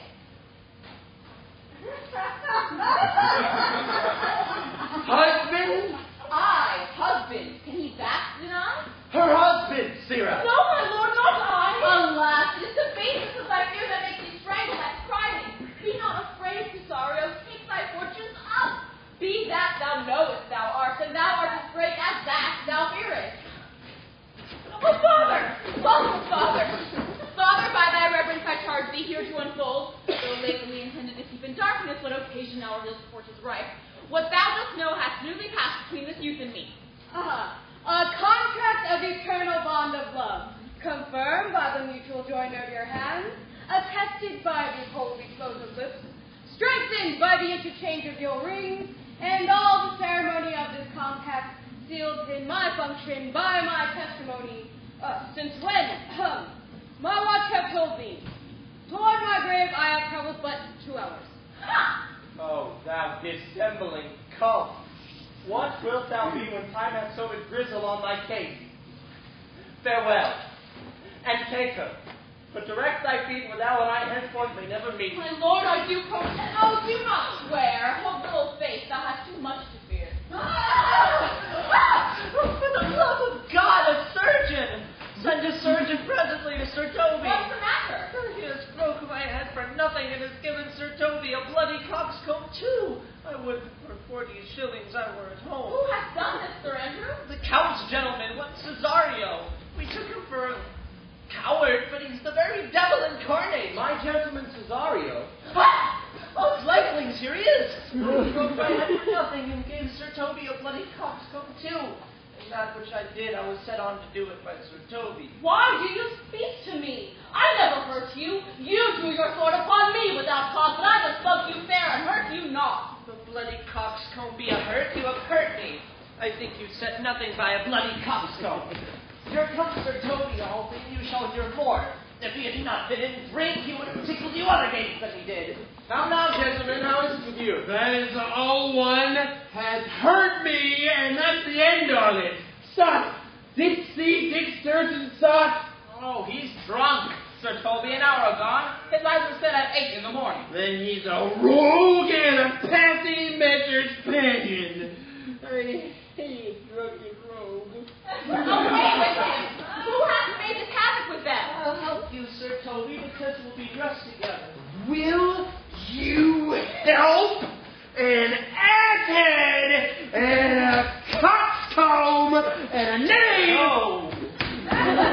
Pin-faced knave, and go. Get him to bed and let his heart be looked to.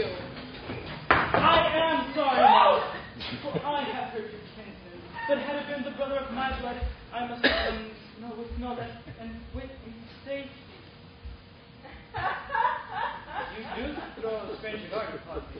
And I do feel I have offended you. Oh, pardon me, sweet one, even for the vows we made, but so late ago. One face, one voice, one habit in two persons? A natural perspective that is and is not. Antonio! Oh, my dear Antonio! Oh, how the hours have rapidly tortured me since I have lost thee. Sebastian, are you? Fearest thou that, Antonio?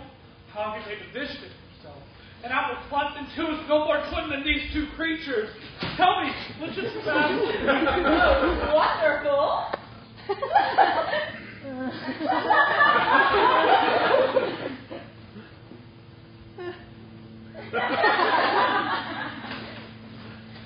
Do I stand there?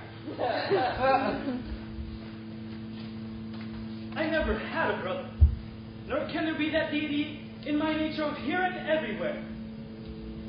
I had a sister, whom the blind waves and surges have devoured. Of charity, what kin are you to me? What name, what countryman, what parentage? Of Messalene. Sebastian was my father. Such a Sebastian was my brother too.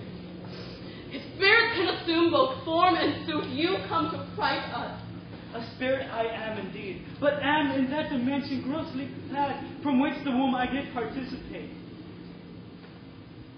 Were you a woman, as the rest goes even, I should my tears let fall upon your cheek and say, thrice welcome, drowned Viola. My father had a mole upon his brow. And so had mine. And died that day when Viola from her birth had numbered 13 years. The record is lively in my soul, that he indeed finishes mortal life that day that made my sister 13 years.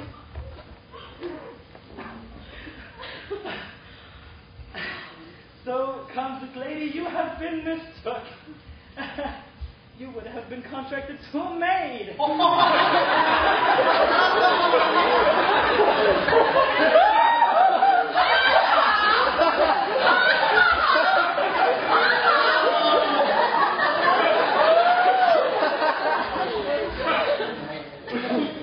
Nor are you therein by my lack deceived. Your betrothal to a maid and a man. Well, if this be so, if yet the glass seems true, I shall have share in this most happy wreck. Boy! Thou hast said to me 1,000 times, thou never shouldest love woman like to me. And all those sayings will I overswear. And all those sayings keep as true in soul as doth that orbed continent, the fire that severs day from night. Give me thy hand.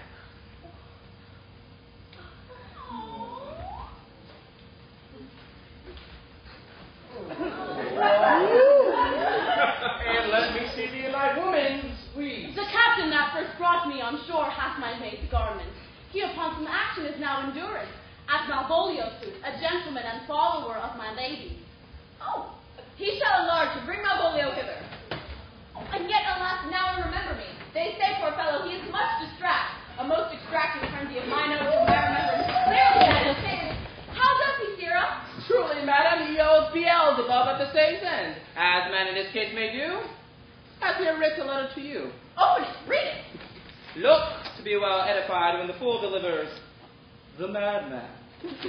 By all, madam!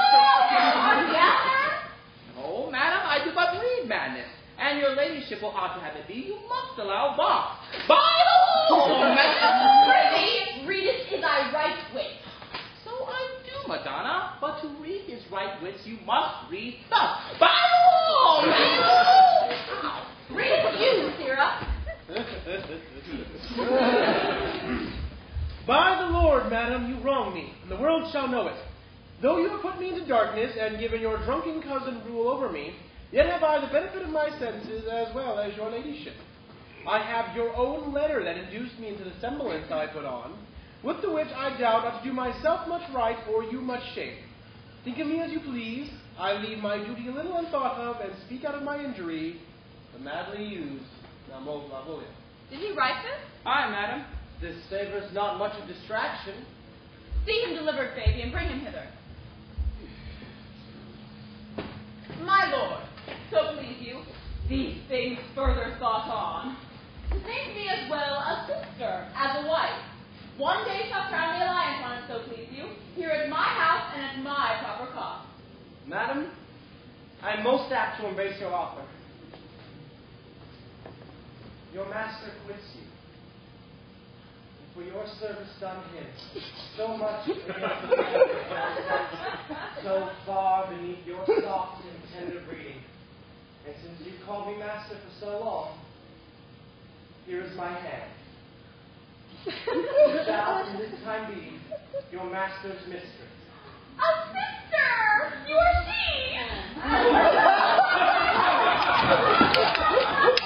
Is this the madman? I, my lord, the same. How now, Malvolio? Master, you have done me wrong, notorious wrong! Have I, Malvolio? No. Lady, you have. Pray you, peruse that letter.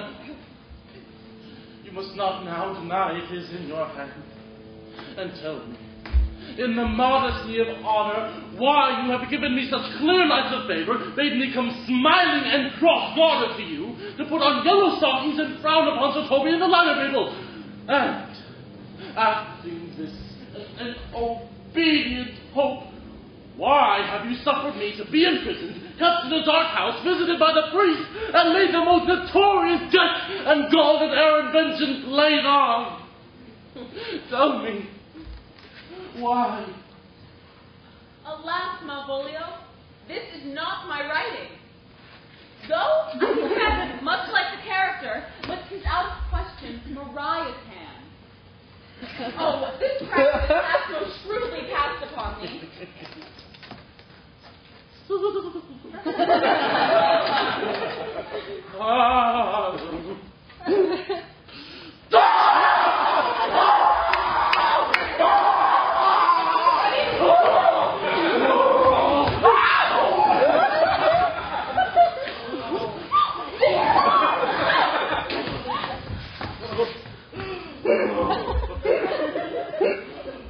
Good madam, hear me speak.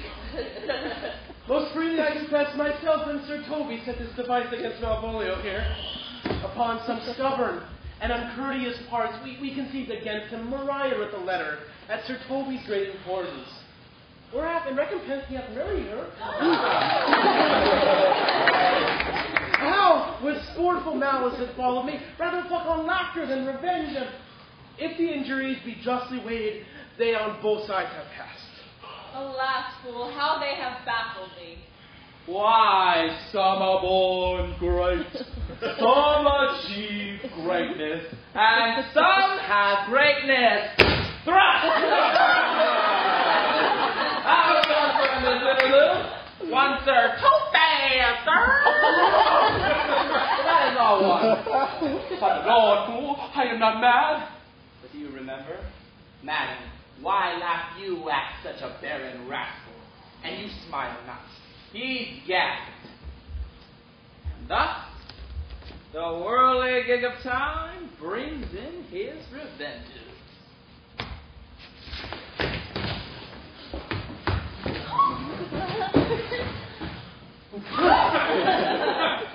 I'll be revenged on the whole pack of you.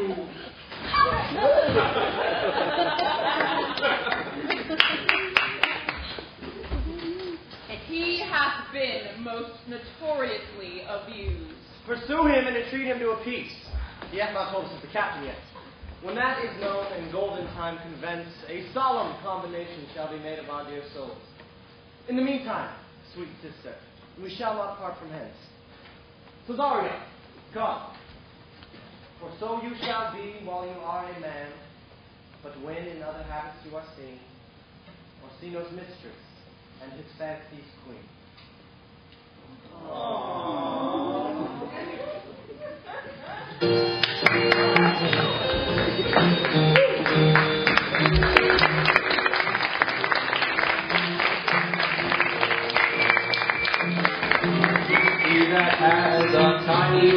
with the hay, oh, the wind and the rain. Must be content with this fortune, for the rain is every day. And when I say, that's you why with the hay, oh, the wind and the rain.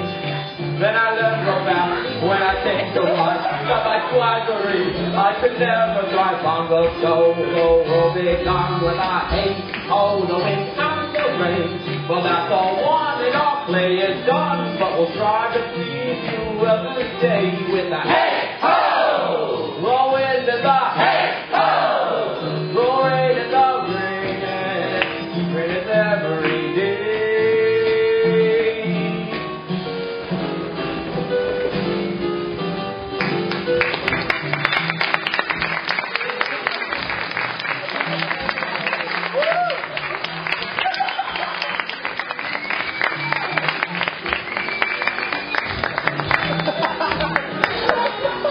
Ha ha ha ha!